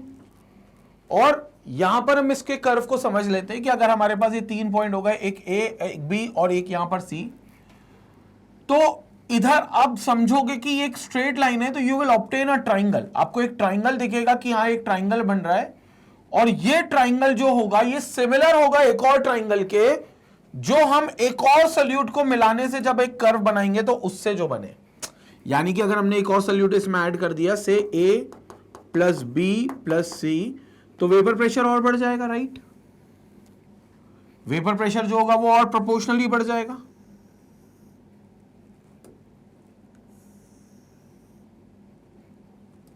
और जब वेपर प्रेशर और प्रोपोर्शनली बढ़ेगा तो बॉइलिंग पॉइंट भी इंक्रीज हो जाएगा। मतलब वेपर प्रेशर वैसे तो डिक्रीज होगा, लेकिन जो बॉइलिंग पॉइंट है वो बढ़ जाएगा। और let the boiling point be this much, ये आएगा। लेकिन अब हम ट्राइंगल देखेंगे तो हमको 2 ट्राइंगल देखेंगे जिसकी हम सिमिलरिटी की बात कर रहे हैं। एक ये अगर इसको स्ट्रेट लाइन मान ले, और एक ये अगर हम इसको स्ट्रेट लाइन मान ले, तो ए बी और से यहां पर सी पॉइंट हो गया, ये एक सी पॉइंट आ गया, और ये आपका जो सी था, एक काम करते हैं इसको कर लेते हैं डी, और ये जो पॉइंट है इसको कर लेते हैं ई। तो अब अपन हम यहां देखें तो since triangle A C E and triangle कौन कौन सा, A B and D, A B D are similar triangles, since the triangles are similar triangles, तो what we can conclude from here, हम क्या conclude कर सकते हैं कि जो AC अपॉन AB होगा, AC अपॉन AB होगा, वो AC upon AB AE upon AD के इक्वल होगा, AE अपॉन AD के इक्वल होगा, राइट? ये मैंने क्या करा, मैंने एक तीसरी लाइन बनाई। तीसरी लाइन कैसे बनाई, A plus B plus C से, this is A plus B plus C, और जब ए प्लस बी से प्लस सी मतलब एक और सोल्यूट ऐड करा तो और वेपर प्रेशर कम हो गया, और वेपर प्रेशर कम हुआ तो टेम्परेचर से प्रोपोर्शनली ये बढ़ेगा, और जब वेपर प्रेशर टेम्परेचर के प्रोपोर्शनल बढ़ेगा तो हाईएस्ट टेम्परेचर पे ये जाकर बॉइल होगा। ये इसका बॉइलिंग पॉइंट है, से ये TB2, ये TB1 था तो ये TB2 हो गया। तो इसका ये हाईएस्ट बॉइलिंग पॉइंट है, और ज्यादा हाई बॉइलिंग पॉइंट है, तो ये TB2 आ गया जिस पर ये बॉइल होगा। लेकिन फिर हमने कहा हमारे पास दो ट्राइंगल दिख रहे हैं, एक ट्राइंगल हमें दिख रहा है AB और D, ये एक अंदर का ट्राइंगल, और एक बाहर का ट्राइंगल AE और C, या AC और E, ये बाहर का ट्राइंगल। तो हमें ये दो ट्राइंगल दिख रहे हैं, और दोनों ट्राइंगल जो हैं वो सिमिलर ट्राइंगल्स हैं, दोनों ट्राइंगल्स जो हैं वो सिमिलर ट्राइंगल्स हैं। अब अगर ये दोनों ट्राइंगल सिमिलर ट्राइंगल्स हैं, ध्यान से सुनना, तो AC upon AB equal to AE upon AD लिख सकते हैं, विच इंप्लाइज AC को अगर हम देखें तो AC is basically TB2 minus T0B। TB2, क्योंकि TB2 ये पूरा है, उसमें से T0B माइनस कर दो, तो it is TB2 minus T0B upon what is AB? AB ये वाली लाइन है, ये वाला TB1 minus T0B, TB1 minus T0B, तो it will become TB1 minus T0B। तो ये हो गया TB2 माइनस T0B, और ये हो गया TB1 minus T0B, equal to AE। What is AE? ये वाली लाइन, AE ये वाली लाइन है, और ये वाली लाइन जो है ये 1 atm से माइनस करना पड़ेगा इसका वेपर प्रेशर, ये वेपर प्रेशर। तो एक काम करते हैं, सारे वेपर प्रेशर को एक टर्म दे देते हैं, 1 atm वाले को हम P0 बोल देते हैं, this is P0, this is P0। तो यहां पर जो वेपर प्रेशर होगा, ध्यान से देखते हुए चलेंगे, सारी चीज एक्सप्लेनेट खुद से एक्सप्लेन कर सकते हो, मतलब खुद से समझ सकते हो, इसको सेल्फ एक्सप्लेनेटरी है। ये वाला जो पॉइंट है, this point is basically P2, और ये जो पॉइंट है दिस इज बेसिकली P1। तो अब आपको निकालना है AE, तो AE बेसिकली क्या होगा? P0 माइनस P2, क्योंकि P2 माइनस कर दोगे P0 से तो आपको इतनी वैल्यू मिलेगी विच इज AE। तो AE is basically P0 minus P2, तो P0 माइनस P2 हो गया, तो this is P0 minus P2। And what is AD? तो AD की लेंथ ये है, ठीक है, याद रखना ये ट्राइंगल हमने तब माना जब ये स्ट्रेट लाइन हो, तो ऑलमोस्ट इसको मान लिया स्ट्रेट लाइन है, ये अज्यूम कर लिया, तो ये ट्राइंगल्स बन गए। फिर तो फिर AE क्या हो, AD क्या हो जाएगा? AD यहां से यहां तक का पॉइंट, ये D पॉइंट है, ये D पॉइंट है, तो AD क्या हो जाएगा? P0 पूरी वैल्यू में से P1 माइनस कर दो, तो it will B P0 minus P1, P0 minus P1। ये आपको एक एक्सप्रेशन मिल रहा है, ये आपको एक एक्सप्रेशन मिल रहा है। तो we have this as TB2 minus T0B upon TB1 minus T0B equal to P0 minus P2 upon P0 minus P1। अब कहने को देखा जाए तो ये डेल्टा TB2 है, क्योंकि ये चेंज हो रहा है, तो दिस डेल्टा TB1 मान लो, तो ये आपका डेल्टा TB2 हो जाएगा। तो ये डेल्टा TB2 है upon TB0 minus TB1, delta TB1 है, चेंज इन बॉइलिंग पॉइंट है, खासतौर से एलिवेशन इन बॉइलिंग पॉइंट है। तो delta TB2 upon delta TB1 is basically change in boiling point. जब सल्यूट को ऐड किया B को, तो TB1 चेंज आया, एलिवेशन आया, और जब C को ऐड किया तो डेल्टा TB2 का चेंज आया। तो delta TB2 upon delta TB1 will be equal to P0 minus P2, that is delta P upon delta P2 upon delta P1, delta P2 upon delta P1। Clear हो गया? यानी कि ये change in vapour pressure है, ये change in vapour pressure है। और देखो वेपर प्रेशर कम हो रहा है, पहले P0 से माइनस P1 था, फिर बाद में P0 से माइनस P2 हो गया, बाद का चेंज हो गया ज्यादा, तो बाद का टेम्परेचर चेंज हो गया पहले के मुकाबले। तो एक्चुअली ये चेंज इन वेपर प्रेशर है विद रिस्पेक्ट टू पुराना वेपर प्रेशर। पुराना चेंज इतना था, नया चेंज इतना है, तो actually this is relative lowering in vapour pressure. So this is relative lowering in vapour pressure. तो इसका मतलब यह हो गया कि जो चेंज होगा डेल्टा TB वो relative lowering in vapour pressure के डायरेक्टली प्रोपोर्शनल होगा। यहां से हम क्या लिख सकते हैं कि जो डेल्टा TB होगा एलिवेशन इन बॉइलिंग पॉइंट, चाहे वो TB1 हो चाहे वो TB2 हो, वो relative lowering in vapour pressure के डायरेक्टली प्रोपोर्शनल होगा। Relative lowering in vapour pressure के डायरेक्टली प्रोपोर्शनल होगा, relative lowering in vapour pressure के। क्लियर हो गया? और relative lowering in vapour pressure के डायरेक्टली प्रोपोर्शनल है, तो दिस इंप्लाइज डेल्टा टीबी जो होगा वो काई बी के डायरेक्टली प्रोपोर्शनल होगा, यानी कि मोल फ्रैक्शन ऑफ बी के प्रोपोर्शनल होगा। क्यों? क्योंकि relative lowering in vapour pressure जो होता है वो काई बी के बराबर होता है। ये हमने पिछली बार देखा था, पिछले टॉपिक में देखा था कि relative lowering in vapour pressure जो होता है मोल फ्रैक्शन ऑफ सॉल्यूट के बराबर है, यानी कि काई बी के बराबर है। तो हम ये कह सकते हैं डेल्टा टीबी जो होगा वो काई बी के प्रोपोर्शनल है, क्योंकि delta TB relative lowering in vapour pressure के प्रोपोर्शनल है। इक्वल नहीं है, प्रोपोर्शनल है।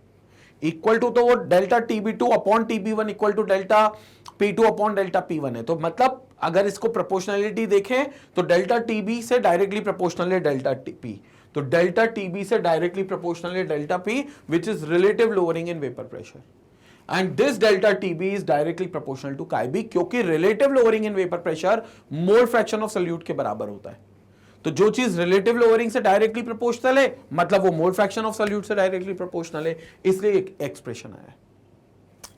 बट फॉर डाइल्यूट सॉल्यूशंस अब हम यहां भी लिख सकते हैं chi B will be equal to it's a mole fraction of solute, क्योंकि काई बी हमने सॉल्यूट का मोल फ्रैक्शन हमेशा माना, बी हमेशा हम सॉल्यूट को डिनोट करते हैं। कंफ्यूज मत होना इसमें बिल्कुल भी, ए कहीं भी आए तो इट स्टैंड्स फॉर सॉल्वेंट और बी कहीं भी आए तो इट स्टैंड्स फॉर सॉल्यूट। तो काई बी लिखा हुआ है मतलब it's a mole fraction of solute, it's a mole fraction of solute. तो यहां chi B which is equal to moles of solute upon total moles, that is Na plus Nb, ये बनता है chi B का formula. But for very dilute solution, यानी कि solution बहुत dilute है, तो फॉर वेरी डाइल्यूट सॉल्यूशन हम क्या लिख सकते हैं? Nb अपॉन, यानी कि हम लिख सकते हैं Na प्लस Nb को ऑलमोस्ट इक्वल टू Na, क्योंकि Na प्लस Nb Na के इक्वल क्यों होगा?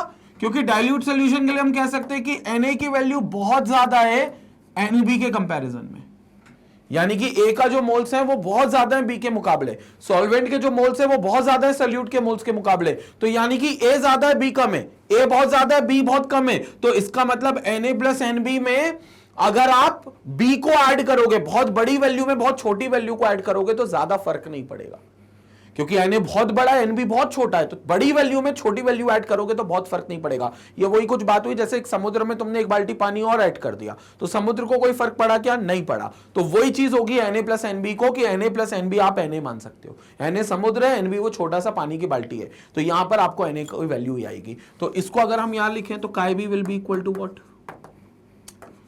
Nb upon Na, Nb upon Na। Clear हो गया? तो ये इक्वेशन हम यहां पर लिख सकते हैं, ये इक्वेशन हम यहां पर भी बना सकते हैं।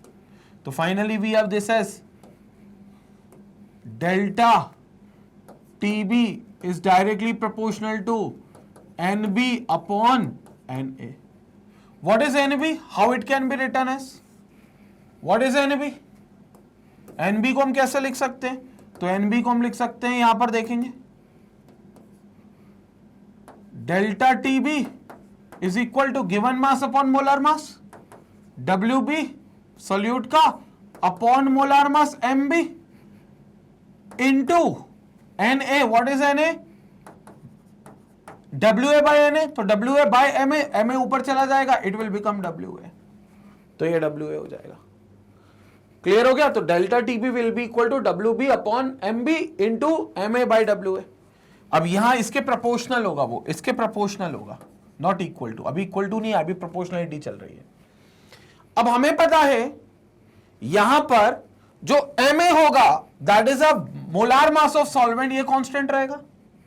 सॉल्यूट तो चलो आप कोई भी ऐड करते जाओगे, तो एक सॉल्यूट ऐड करोगे तो उसका मोलार मास भले सेम है, लेकिन कोई दूसरा सॉल्यूट ऐड कर दिया तो फिर मोलार मास बदल गया, लेकिन सॉल्वेंट तो एक ही होगा which is constant, which is constant. तो क्या हम कह सकते हैं यहां पर डेल्टा टीबी जो होगा वो डायरेक्टली प्रोपोर्शनल होगा सिर्फ WB upon MB into 1 by WA के।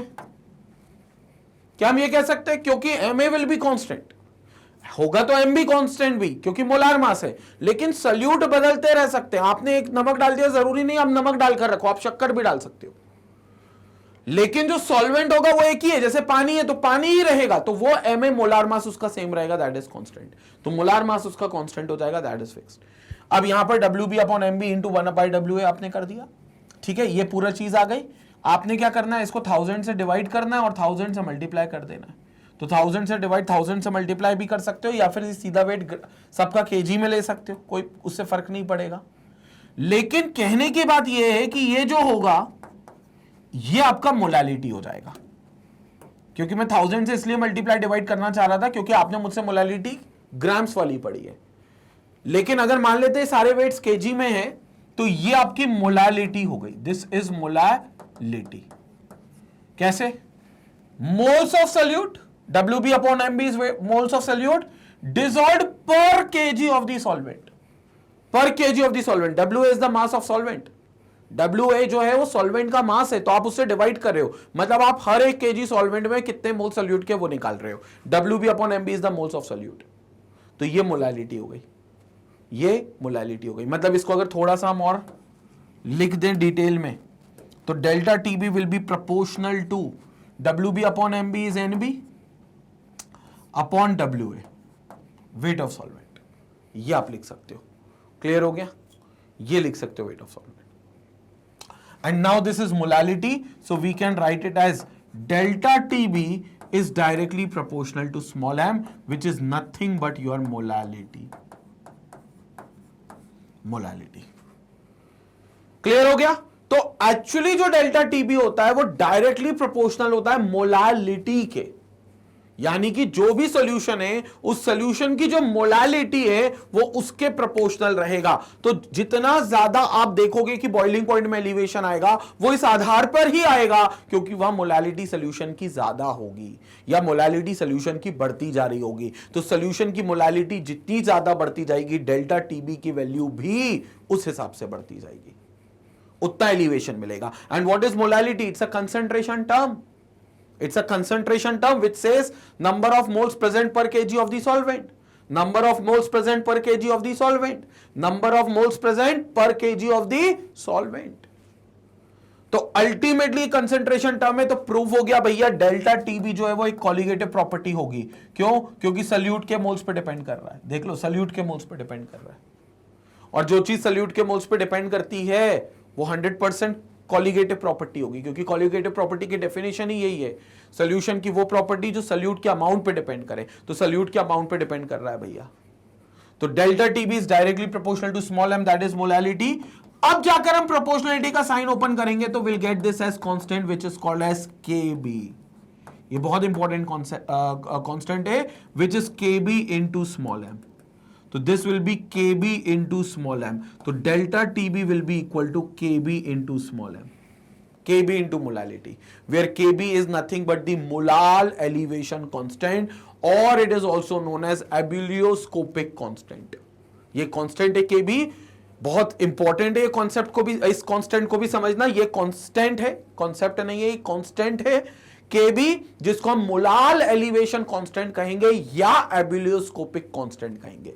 अभी मैं इसको भी डिफाइन करूंगा, बट प्रोपोर्शनलिटी ओपन करेंगे तो एक कांस्टेंट आना था, वो KB आ गया। तो finally we have delta TB equal to KB into m। और ये कैसे प्रूफ किया? ये पूरी चीज सिमिलर ट्राइंगल के कंसेप्ट से प्रूफ करी है। इफ इन केस आपको नहीं समझ में आया तो इस स्लाइड को देखकर ही पूरी चीज समझनी है।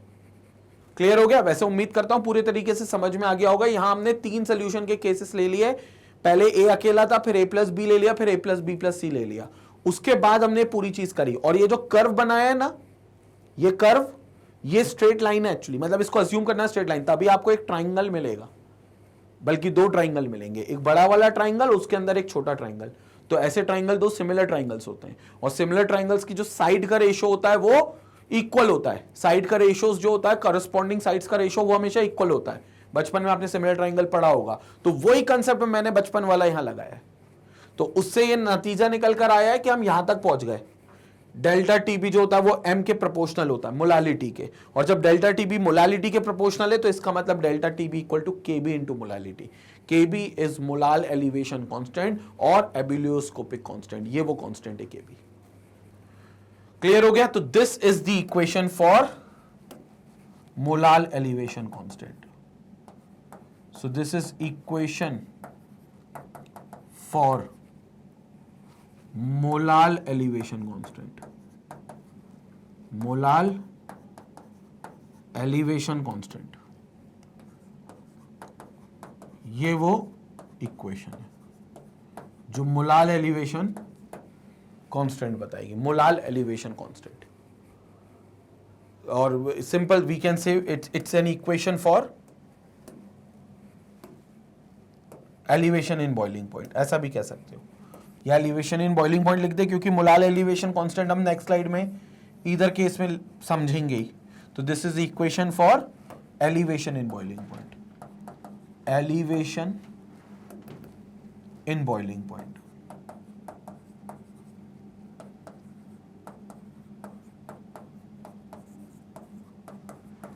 सो this is equation for elevation in boiling point. तो ये इक्वेशन एलिवेशन की बॉइलिंग पॉइंट के लिए क्या आएगी, delta T B equal to K B into M.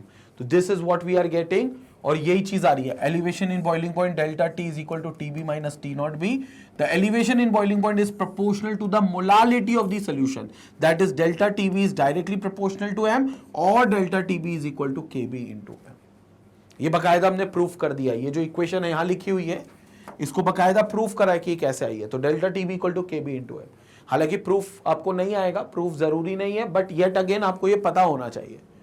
तो इसका स्क्रीनशॉट लेंगे पूरे का, बिल्कुल स्क्रीनशॉट लेंगे, ठीक है। यहां पर हमने सारी चीजें देख ली हैं ऑलरेडी, और ये पूरा ग्राफ हमने समझा सिमिलर ट्राइंगल के कंसेप्ट से, ठीक है ना।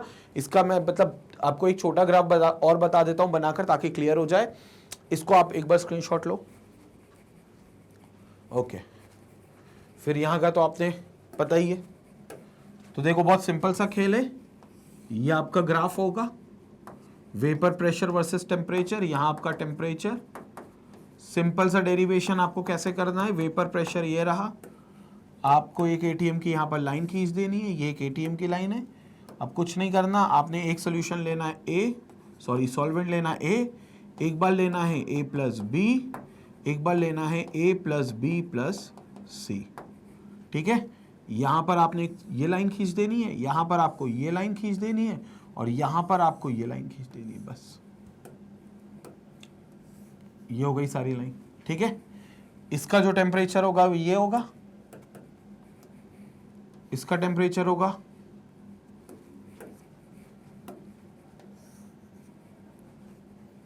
ये, टेम्परेचर होगा इसका टी नॉट, इसका टेम्परेचर पहली बार सोल्यूशन बना तो T1 A प्लस बी का है, और इसका बना तो T2, ठीक है।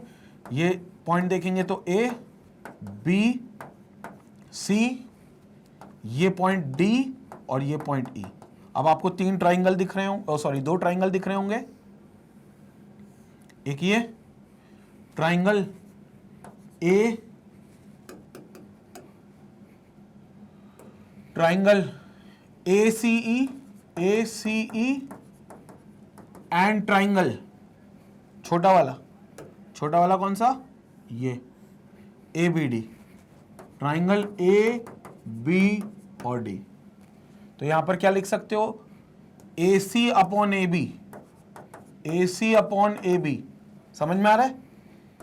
AC पूरा AB ये छोटा, फिर पूरे वाले बड़े ट्राइंगल का AE equal to AE upon AD, ये चीज आप लिख सकते हो। इसी को हमने प्रूफ कर दिया था आगे। अब AC क्या लिख सकते हो, T0 minus T2 minus T0, T2 minus T0। तो ये चेंज है प्योर सॉल्वेंट के बॉइलिंग पॉइंट का, T2 फाइनल आया था और T0 इनिशियल था, और ये क्या है AB T1 माइनस T0। तो ये T1 से चेंज आया है T1 माइनस T0, तो ये T1 minus T0 equal to AE ये वेपर प्रेशर है, तो इसका एक वेपर प्रेशर करस्पॉन्डिंग यहां मान लेते हैं, यहां पर मान लेते हैं P2, और ये वेपर प्रेशर एक मान लेते हैं P1, और ये P0 तो है ही, तो P0 माइनस P2, तो दिस विल बी P0 माइनस P2, और नीचे वाला इस P0 माइनस P1। बस यही एक्सप्रेशन अपने को वहां लगाना था, यही चीज मैंने लगाई है। मतलब मैं सिर्फ रिकैप रिवीजन दिया हुआ है कि आप इसको स्ट्रेट लाइन बनाकर भी करोगे तो गलत नहीं होगा, आप कर सकते हो। हालांकि जो कर्व होता है वो एक्सपोनेंशियली बढ़ता है, लेकिन आप स्ट्रेट लाइन भी बना सकते हो, उसमें कोई प्रॉब्लम नहीं है, ठीक है ना। क्योंकि आपको ये ट्राइंगल मानना है, चाहे कर्व बनाओ चाहे स्ट्रेट लाइन बनाओ, तो अल्टीमेटली आपको ट्राइंगल मानना ही तो स्ट्रेट लाइन ही बना लो डेरिवेशन के लिए, सिर्फ डेरिवेशन के लिए, ठीक है। यहां मैंने इसलिए नहीं बनाया क्योंकि यहां पर मैंने वही कर्व उठाया था, कॉपी किया था आपके सामने, लेकिन वहां पर अपन वो कर्व उठाएंगे तो ये आपको पूरी तरीके से ऐसे मिल रहा है। क्लियर हो गया सारी चीजें? इसका और स्क्रीनशॉट ले लो। फिर अब हम केबी को डिफाइन करते हैं कि भाई केबी होता क्या है, केबी कैसे निकाला जा सकता है, केबी की वैल्यू क्या है और केबी एक्चुअली डिफाइंड कैसे होता है, इस पर और हम चर्चा करते हैं। पहले तुम इतने पार्ट का स्क्रीनशॉट ले लो, स्क्रीनशॉट ले लो इसका। Okay, now let's talk about KB. तो केबी हमने यहां पर बात कर ली कि भाई ये मोलाल, केबी की बात करें तो जो केबी है यहां पर उसकी हमने वैसे तो बात कर ली है, but it's your molal elevation constant, molal elevation constant, और इसका दूसरा नाम होता है एब्यूलियोस्कोपिक कांस्टेंट। तो इसको मोलार एलिवेशन कांस्टेंट भी कह सकते हैं या फिर इसको एब्यूलियोस्कोपिक कांस्टेंट भी कहेंगे, एब्यूलियोस्कोपिक कांस्टेंट। अब ये होगा क्या, इस पर चर्चा कर लेते हैं। Delta TB equal to KB into M है, राइट। डेल्टा टीबी जो है वो केबी इंटू एम, एम मतलब मोलालिटी है। यहां हर चीज क्लियर है हमारे पास। Delta TB is elevation in boiling point, delta TB is elevation in boiling point, m is your molality of solution, solution की मोलालिटी, ये याद रखना मोलालिटी है स्मॉल एम, मोलारिटी नहीं है, वो कैपिटल एम था, वो मोल्स पर लीटर था, ये मोल्स पर केजी सॉल्वेंट का है। तो this is molality of solution and के भी अभी लिखा था मोलाल एलिवेशन कांस्टेंट।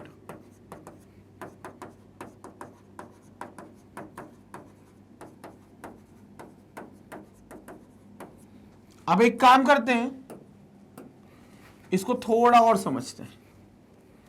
अगर हम ऐसा सॉल्यूशन ले ले जिसकी मोलालिटी 1 हो, जिसकी मोलालिटी 1 हो, तो पहले तो मुझको इसका मतलब बताओ कि ऐसा सॉल्यूशन ले ले जिसकी मोलालिटी 1 हो, इसका मतलब क्या है? मतलब एक ऐसा सॉल्यूशन जिसमें 1 मोल प्रेजेंट हो सोल्यूट का 1 केजी सॉल्वेंट के अंदर, सिर्फ 1 मोल प्रेजेंट हो सोल्यूट का 1 केजी सॉल्वेंट के अंदर, उस सॉल्यूशन की मोलालिटी 1 होगी। क्योंकि मोलालिटी क्या होती है? मोल्स ऑफ सोल्यूट डिसॉल्व्ड पर केजी ऑफ द सॉल्वेंट। जितने भी मोल सोल्यूट के होंगे 1 केजी सॉल्वेंट में, वो उसकी मोलालिटी होगी। फिर चाहे 5 मोल हो, चाहे 10 मोल हो, चाहे 20 मोल हो, जितने मोल्स होंगे वो उसकी मोलालिटी होगी। लेकिन हमने कहा नहीं, हमें मोलालिटी 1 चाहिए, तो फिर कितने मोल्स होने चाहिए? 1 मोल होना चाहिए ना। तो if a solution contains 1 mole per kg, that is molality equal to 1, तो उस केस में m की वैल्यू 1 हो जाएगी, तो kb जो होगा वो डेल्टा टीबी के इक्वल आएगा। kb डिफाइन हो गया, kb जो होगा वो डेल्टा टीबी के इक्वल आएगा।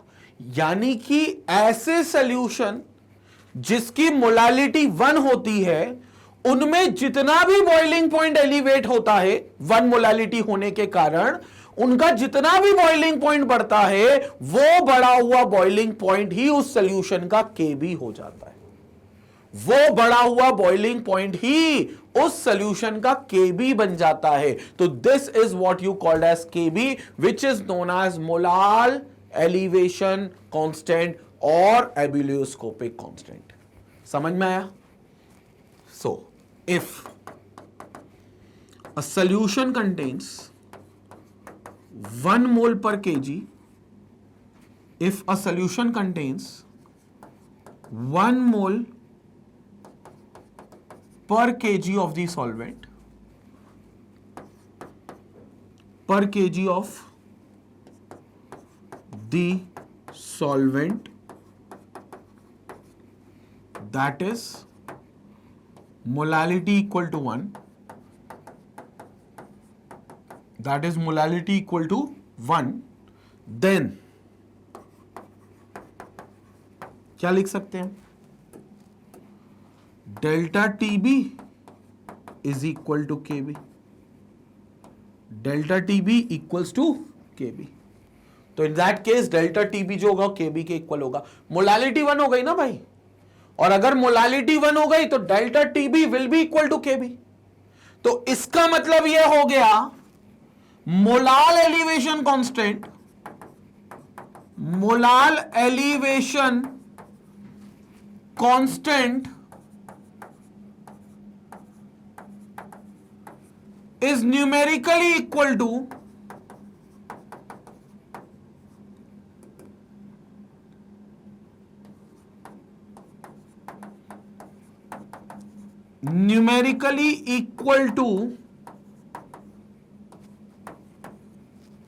elevation in boiling point। that means जितना भी elevation हो boiling point में, elevation in boiling point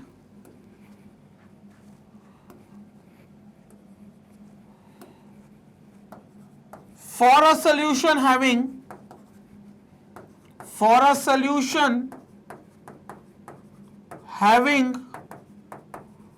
molality equal to 1, for a solution having molality equal to 1। तो जिस सॉल्यूशन की मोलालिटी 1 होगी, जिस सॉल्यूशन की मोलालिटी 1 होगी, उनका केबी, उनके अंदर उनके पास जो डेल्टा टीबी होगा, जो एलिवेशन उनमें देखने को मिलेगा बॉइलिंग पॉइंट का, उस एलिवेशन इन बॉइलिंग पॉइंट के न्यूमेरिकली इक्वल होगा। मतलब ऐसा सॉल्यूशन जिसके पास 1 मोल प्रेजेंट है सोल्यूट का, 1 मोल पर केजी प्रेजेंट है सिर्फ, उसके अंदर जितना भी आपको एलिवेशन देखने को मिल रहा है बॉइलिंग पॉइंट में, 1 डिग्री से एलिवेट हो जाए, 2 डिग्री से एलिवेट हो जाए, 50 डिग्री से एलिवेट हो जाए, जितने भी डिग्री से एलिवेट हो जाए, वो एलिवेशन ही उसका केबी हो जाएगा। यानी कि वही एलिवेशन जो आएगा बॉइलिंग पॉइंट में, वही उसका मोलाल एलिवेशन कांस्टेंट यानी कि केबी हो जाएगा। तो जो डेल्टा टीबी है वो केबी के बराबर बिल्कुल हो जाएगा, पर ऐसे सोल्यूशन का जिसकी मोलालिटी 1 हो। क्लियर हो गया? अब जैसे केबी फॉर वाटर जो होता है, केबी फॉर वाटर, पहले केबी की यूनिट भी देख लेते हैं, यहां पर केबी की यूनिट भी देख लेते हैं। यूनिट फॉर केबी, तो केबी की यूनिट भी देख लेते हैं, उसके बाद आगे बात करते हैं। Unit for KB that is molal elevation constant. तो अपन यहां से delta TB equal to KB into M, तो we have delta TB is equal to kb into molality, so this implies kb will be equal to delta tb upon m, that is molality। kb is equal to delta tb upon m, that is molality। अब kb की unit फॉर्मूले से ही निकलेगी, इसलिए formula लिखा है। तो delta TB is change in temperature, और टेम्परेचर इज केल्विन। टेम्परेचर की यूनिट हमेशा स्टैंडर्ड केल्विन में होती है। मोलालिटी की unit is moles per kg, molality is moles per kg, तो it will be moles per kg, तो इनटू केजी ऊपर चला गया, इनटू केजी ऊपर चला गया। तो ये हो जाएगा क्या, केबी की unit is kelvin kg per मोल और मोल इनवर्स, तो its unit is kelvin kg per मोल और मोल इनवर्स। तो ये यूनिट हो गई केबी की, जो केल्विन केजी पर मोल आ जाती है, केल्विन केजी पर मोल। तो ये आपको केबी की यूनिट मिल जाएगी। और केबी क्या होगा, ऐसे सोल्यूशन जिसकी मोलालिटी 1 है, उसमें जितना भी बॉइलिंग पॉइंट का एलिवेशन हो रहा है, वो बॉइलिंग पॉइंट का एलिवेशन ही उसका केबी बनता है। फिर वो चले कितनी भी केल्विन से हो रहा हो, वो एलिवेशन जितनी भी डिग्री से होगा उतनी ही केल्विन से होगा। स्टैंडर्ड में चेंज तो दोनों का सेम आता है। तो जितनी डिग्री सेल्सियस से बॉइलिंग पॉइंट बढ़ेगा या जितने केल्विन से बॉइलिंग पॉइंट बढ़ेगा, वही उसका केबी बन जाएगा, अगर सोल्यूशन की मोलालिटी 1 है तो। अब ऐसे में कहते हैं KB for water is 0.52। KB जो वाटर का है, KB for water, KB for H2O, KB for water is 0.52। तो केबी फॉर वाटर इज 0.52, पानी का जो केबी है वो 0.52 है। 52 क्या, केल्विन केजी पर मोल, यूनिट के साथ लिखें केल्विन केजी पर मोल। तो इसका मतलब पता है क्या है कि अगर मोलालिटी पानी के अंदर 1 देखी गई, पानी के पास 1 मोलालिटी देखी गई, तो उसके अंदर जो बॉइलिंग पॉइंट का एलिवेशन होगा वो 0.52 डिग्री से होगा, क्योंकि उसका केबी 0.52 है।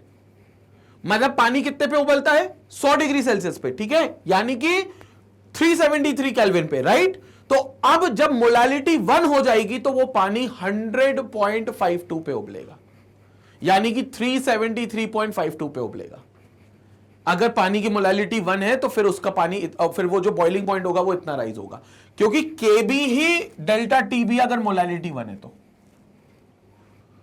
अगर सर 2 मोल प्रेजेंट है तो फिर, हाँ, तो 0.52 का इंटू 2 कर लो, क्योंकि डेल्टा टीबी ट्वाइस 2 केबी हो जाएगा, क्योंकि केबी इंटू एम होता है और एम इज 2 मोल्स। तुमने बोल दिया मोलालिटी 2 है तो 2 मोल्स पर केजी सॉल्वेंट में मौजूद है, तो delta TB will be equal to twice of KB.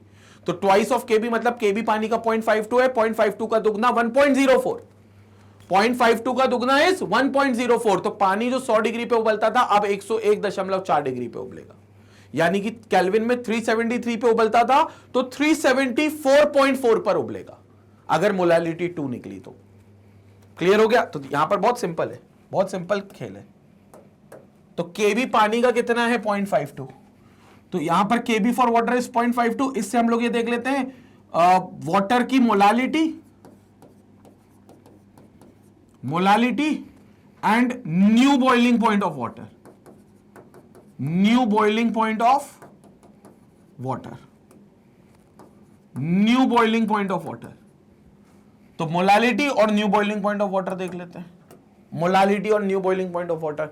तो मान लेते हैं मोलालिटी 1 है, तो new boiling point of water will be KB, यानी कि delta TB is equal to KB, delta TB equal to KB. और हमें पता है केबी पानी का कितना है, 0.52, तो this implies equal to 0.52। So new boiling point of water will become, इसको थोड़ा सा यहां लिख देते हैं, यहां पर लिख देते हैं change in boiling point. So this is change in boiling point,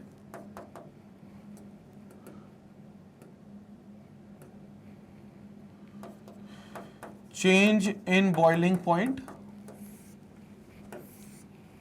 और यहां लिख देते हैं न्यू बॉइलिंग पॉइंट।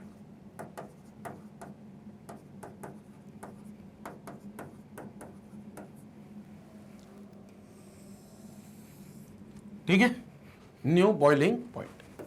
तो मोलालिटी 1 है तो बॉइलिंग पॉइंट कितना हो जाएगा, change in boiling point is 0.52, then the new boiling point is 100.52 degrees Celsius. Although boiling point of water is 100 degree Celsius, जो पानी का बॉइलिंग पॉइंट है वो 100 डिग्री सेल्सियस है, प्योर प्योर।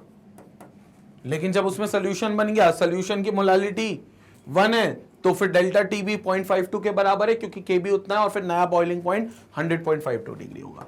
अगर मोलालिटी 2 हो गई तो जो डेल्टा टीबी का चेंज आएगा, चेंज इन बॉइलिंग पॉइंट, वो ट्वाइस केबी आएगा, 2 केबी, ट्वाइस ऑफ केबी, यानी कि 1.04। तो फिर जो बॉइलिंग पॉइंट होगा वो 101.04 होगा, नॉट 0.4, 0.04 डिग्री सेल्सियस होगा। Are you getting my point. अगर मोलालिटी 3 हो गई तो इसका मतलब डेल्टा टीबी जो मिलेगा, बॉइलिंग पॉइंट का एलिवेशन, वो 3 टाइम्स ऑफ केबी मिलेगा, यानी कि 3 टाइम्स ऑफ 0.52, 0.5 इज 1.5 और 3 बार 6, तो इट विल बी 1.56। तो 1.56 मतलब 101.56 डिग्री सेल्सियस है। तो देखो आप मोलालिटी जैसे जैसे बढ़ा रहे हो वैसे वैसे केबी बढ़ रहा है, मतलब डेल्टा टीबी बढ़ रहा है, और डेल्टा टीबी बढ़ रहा है तो बॉइलिंग पॉइंट बढ़ रहा है। इसका मतलब बॉइलिंग पॉइंट का बढ़ना एक कॉलिगेटिव प्रॉपर्टी है। बॉइलिंग पॉइंट का जो बढ़ना है वो अपने आप में एक कॉलिगेटिव प्रॉपर्टी डिसाइड हो गई, डिफाइंड हो गई, क्योंकि ये सारी चीजें हमें देखने को मिल रही है। क्लियर हो गया पूरे तरीके से। इसका स्क्रीनशॉट ले ले, ये मैंने सिर्फ एक एक्सप्लेनेशन आपको दिया है, इसको बहुत सिंपली एक्सप्लेन किया है कि कैसे मोलालिटी पर डेल्टा टीबी चेंज हो रहा है, और डेल्टा टीबी केबी के आधार पे चल रहा है। जैसे जैसे मोलालिटी होगी उतना केबी के ट्वाइस, थ्राइस, मल्टीपल टाइम्स होता जाएगा डेल्टा टीबी, और फिर फाइनल बॉइलिंग पॉइंट आपको इतना मिलेगा, अगर पानी का एग्जांपल लिया है तो। पानी का केस है तो, क्योंकि पानी का ही बॉइलिंग पॉइंट 100 डिग्री सेल्सियस होता है, ठीक है, 1 atm कंडीशन पे। तो ये सारी चीजें आपको यहां पर मिलती हैं, इसका भी स्क्रीनशॉट ले लें आप यहां पर। तो ये सब देखने को मिलता है भाई एलिवेशन इन बॉइलिंग पॉइंट के साथ, और मोलाल एलिवेशन कांस्टेंट जो है एबिलियोस्कोपिक कांस्टेंट, वो भी बहुत इंपॉर्टेंट होता है। तो मोलाल एलिवेशन कांस्टेंट को हमने डिफाइन कर दिया numerically equal to elevation in boiling point for a solution having molality equal to 1। Clear हो गया? यहां पर अपन ने सब स्क्रीनशॉट पहले ही ले लिया था, यहां पर भी, ठीक है। आगे बात करते हैं अब। Now how will you determine molecular mass from elevation in boiling point? क्योंकि कई बार होता है ना, हमको मॉलिक्यूलर मास भी निकालना पड़ता है। एक बात तो कंफर्म हो गई, क्योंकि delta T B directly proportional to moles of B है। वैसे तो काई बी था, बट काई बी मतलब moles of B, mole fraction of B में मोल्स ऑफ बी ही आएंगे, तभी तो मोल फ्रैक्शन बनेगा।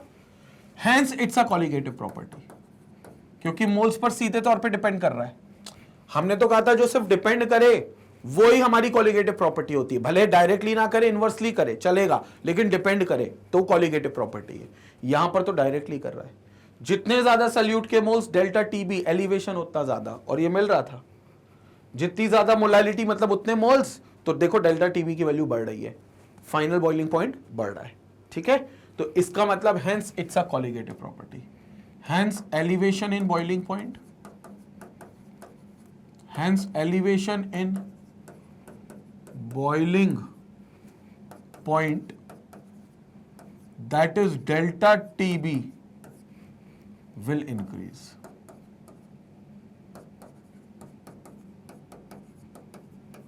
Hence elevation in boiling point will increase. तो जो एलिवेशन होगा बॉइलिंग पॉइंट में वो डेल्टा टीबी इंक्रीज होगा, या कह लो hence elevation in boiling point is a colligative property. Colligative property का लिखना था, इज अ कॉलिगेटिव प्रॉपर्टी। तो it's basically your colligative property, क्योंकि डायरेक्टली प्रोपोर्शनल है एनबी के। अब सवाल उठता है इससे मॉलिक्यूलर मास कैसे निकालेंगे, तो वो भी देख लेते हैं। क्योंकि कई बार हमसे पूछा जाता है कि हमने इतना ग्राम कोई सल्यूट में लाया है, बताओ कौन सा सल्यूट है वो, या उस सल्यूट का मॉलिक्यूलर मास क्या है। बॉइलिंग पॉइंट में इतना चेंज आया, केबी ये दिया था, सारी चीजें वहां दिख जाएंगी। आपको ये निकालना है कि मॉलिक्यूलर मास ऑफ सल्यूट में कितना बड़ा कितना क्या चेंज आएगा, मॉलिक्यूलर मास मतलब क्या वैल्यू का आएगा, वो एमबी की वैल्यू हमें निकालनी पड़ती है। एमबी समझ गए, मॉलिक्यूलर मास ऑफ सल्यूट की, उसको देख लेते हैं। हमने लिखा अभी delta TB, delta TB is equal to K B molar elevation constant into molality into small M molality. Let's open this molality, Kb into it is moles of solute upon mass of solvent, and mass of solvent किस में, KG में। अगर ग्राम में तो ऊपर 1000, तो suppose करो अगर मान लो ग्राम में ही है तो ऊपर 1000, मतलब वैसे तो डिवाइड बाय 1000 होगा, बट ऑलरेडी डिनोमिनेटर में तो न्यूमरेटर में चला जाएगा 1000, न्यूमरेटर में चला जाएगा 1000। एनबी को खोल लेते हैं। So this implies delta TB will be equal to KB into NB is WB upon MB into WA into 1000, और ये जो मास होंगे सारे वो ग्राम्स में होंगे। हमें मॉलिक्यूलर मास ऑफ सल्यूट चाहिए, तो हम MB की वैल्यू निकाल लेते। तो एक काम करते हैं, MB को यहां ले जाते, बाकी सब यहां ले जाते, तो क्या बचा, MB will be equal to KB into WB into 1000 divided by KB into WB into 1000 divided by delta TB into WA। ये ग्राम में होगा। ये आप MB निकाल सकते हो यहां से। अगर आपको सारी वैल्यूज दी जाए तो जो सॉल्यूट उसमें मिलाया गया है उसका मॉलिक्यूलर मास आप यहां से पता कर सकते हो, ये आपको एमबी मिल जाएगा। This is what you are having as MB. तो W upon M dash is the molecular weight of solute, तो WB upon M dash into 1000 by WB, ये मोलालिटी होता है। इसको अपन ने ओपन करके लिखा, तो यहां से हमारा फॉर्मूला बनेगा। ठीक है, यही फॉर्मूला हमारा बनेगा। स्क्रीनशॉट ले लें इसका एमबी का। ये फॉर्मूला सिर्फ इसलिए दे दिया क्योंकि मॉलिक्यूलर मास पर क्वेश्चन आता है, कई बार क्वेश्चन पूछा जाता है कई बार कि मॉलिक्यूलर मास निकालो। तो वैसे तो देखो हमें रटना नहीं है फॉर्मूला, मैं कभी नहीं बोलूंगा तुम रटो फॉर्मूले को, तुम ये चीज से डिराइव कर सकते हो। ये चीज तो आपको पता ही है, पूरी समझ ली है तो कैसे आई है, बस इस चीज से आप इसको डिराइव कर दो तो आपके पास ये फॉर्मूला आएगा। और डेरिवेशन के दौरान ही सारा डेटा आप रखते हुए चलो तो अल्टीमेटली एमबी जब तक फॉर्मूला लिखोगे तब तक आंसर ही आ जाएगा। ये चीज होगी, ये होगा आपका एमबी। ये देखो ये लिखा है एमबी, ये यही आया था हमारा MB, that is this is MB KB into W, small W है तो this is W B into 1000 upon delta D B into W है, यही आया था हमारा। देख लो आप चेक कर लो, KB into W B into 1000, KB into W B into 1000 upon delta T B into W है, तो upon delta T B into W है, देखो upon delta T B into W, यही आ रहा है एमबी, दिस इज एमबी। यहां पर केबी क्या है, molar boiling point elevation constant और ebullioscopic constant of the solvent. W small W is the weight of the solute जिसको हमने डब्ल्यू बी डिनोट कर दिया है। कैपिटल डब्ल्यू जिसको हम डब्ल्यू ए बोल रहे हैं वो वेट ऑफ सॉल्वेंट है। एम डैश जिसको हम एमबी बोल चुके हैं that is molecular weight of the solute. Solute का मॉलिक्यूलर वेट भी आपके पास होगा।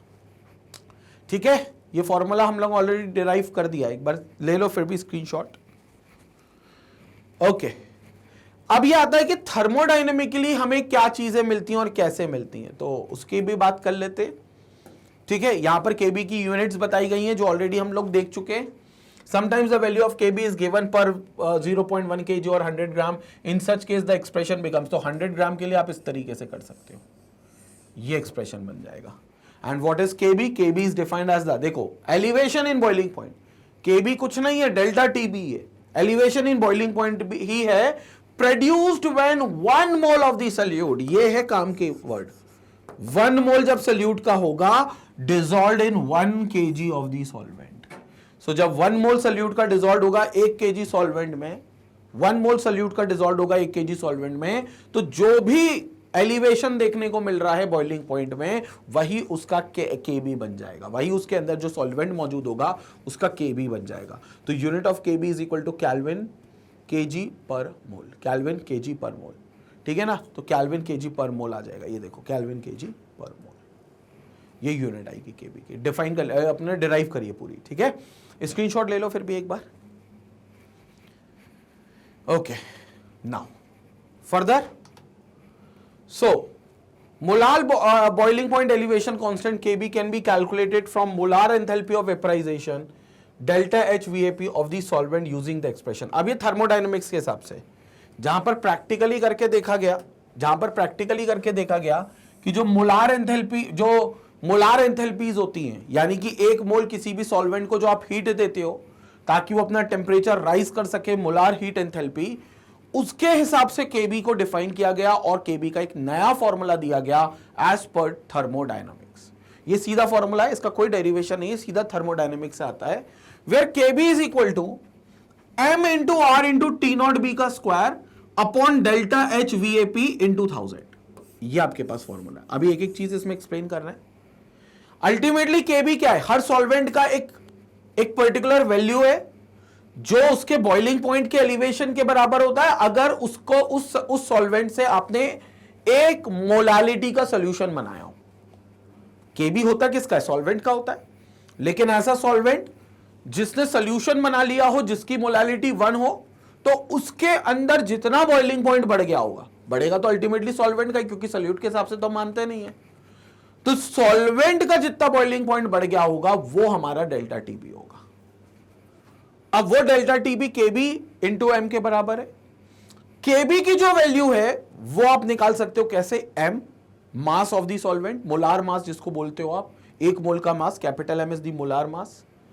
Are is universal gas constant, M R is universal gas constant जिसकी value 8.314 joule per kelvin per mole होती है, या 2 कैलोरीज पर केल्विन पर मोल होती है, या 0.0821 लीटर एटीएम पर केल्विन पर मोल होती है। ये तीनों वैल्यूज हैं, आप कोई सी भी ले सकते हो। T not B is the boiling point of pure solvent, मतलब ये जो टी नॉट बी है it's a boiling point of pure solvent, यानी कि जब सॉल्वेंट बिल्कुल प्योर स्टेट में होगा तो जो बॉइलिंग पॉइंट है that is T not B का square, that is T not B का स्क्वायर। तो ये बॉइलिंग पॉइंट होगा टी नॉट बी का square. Upon delta HVAP molar enthalpy of vaporization. This is delta HVAP, this is called as molar enthalpy of vaporization. उसके एक मोल को vaporise करने के लिए कितनी एनर्जी दे रहे हैं, मोलार एंथैल्पी ऑफ वेपराइजेशन उसे बोलेंगे. अगर आपके पास कोई भी सॉल्वेंट है, कोई भी लिक्विड सॉल्वेंट है, उसको आप वेपर बना सकते हो.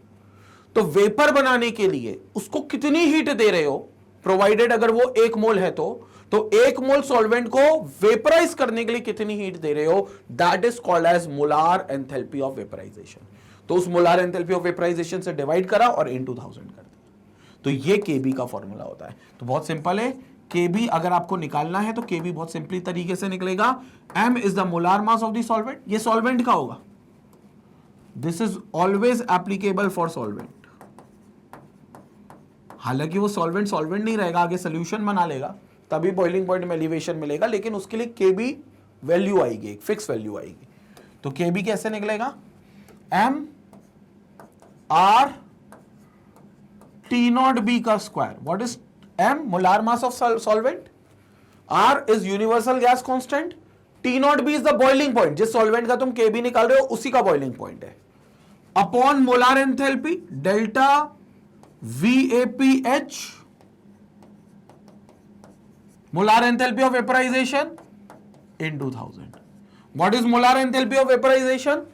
1 मोल अगर सॉल्वेंट है जिसका केबी तुम निकाल रहे हो तो उसके 1 मोल को वेपराइज करने में कितनी हीट देनी है, वो मोलार एंथैल्पी ऑफ वेपराइजेशन है.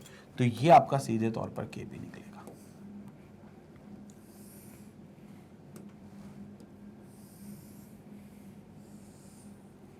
ये आपका केबी निकलेगा.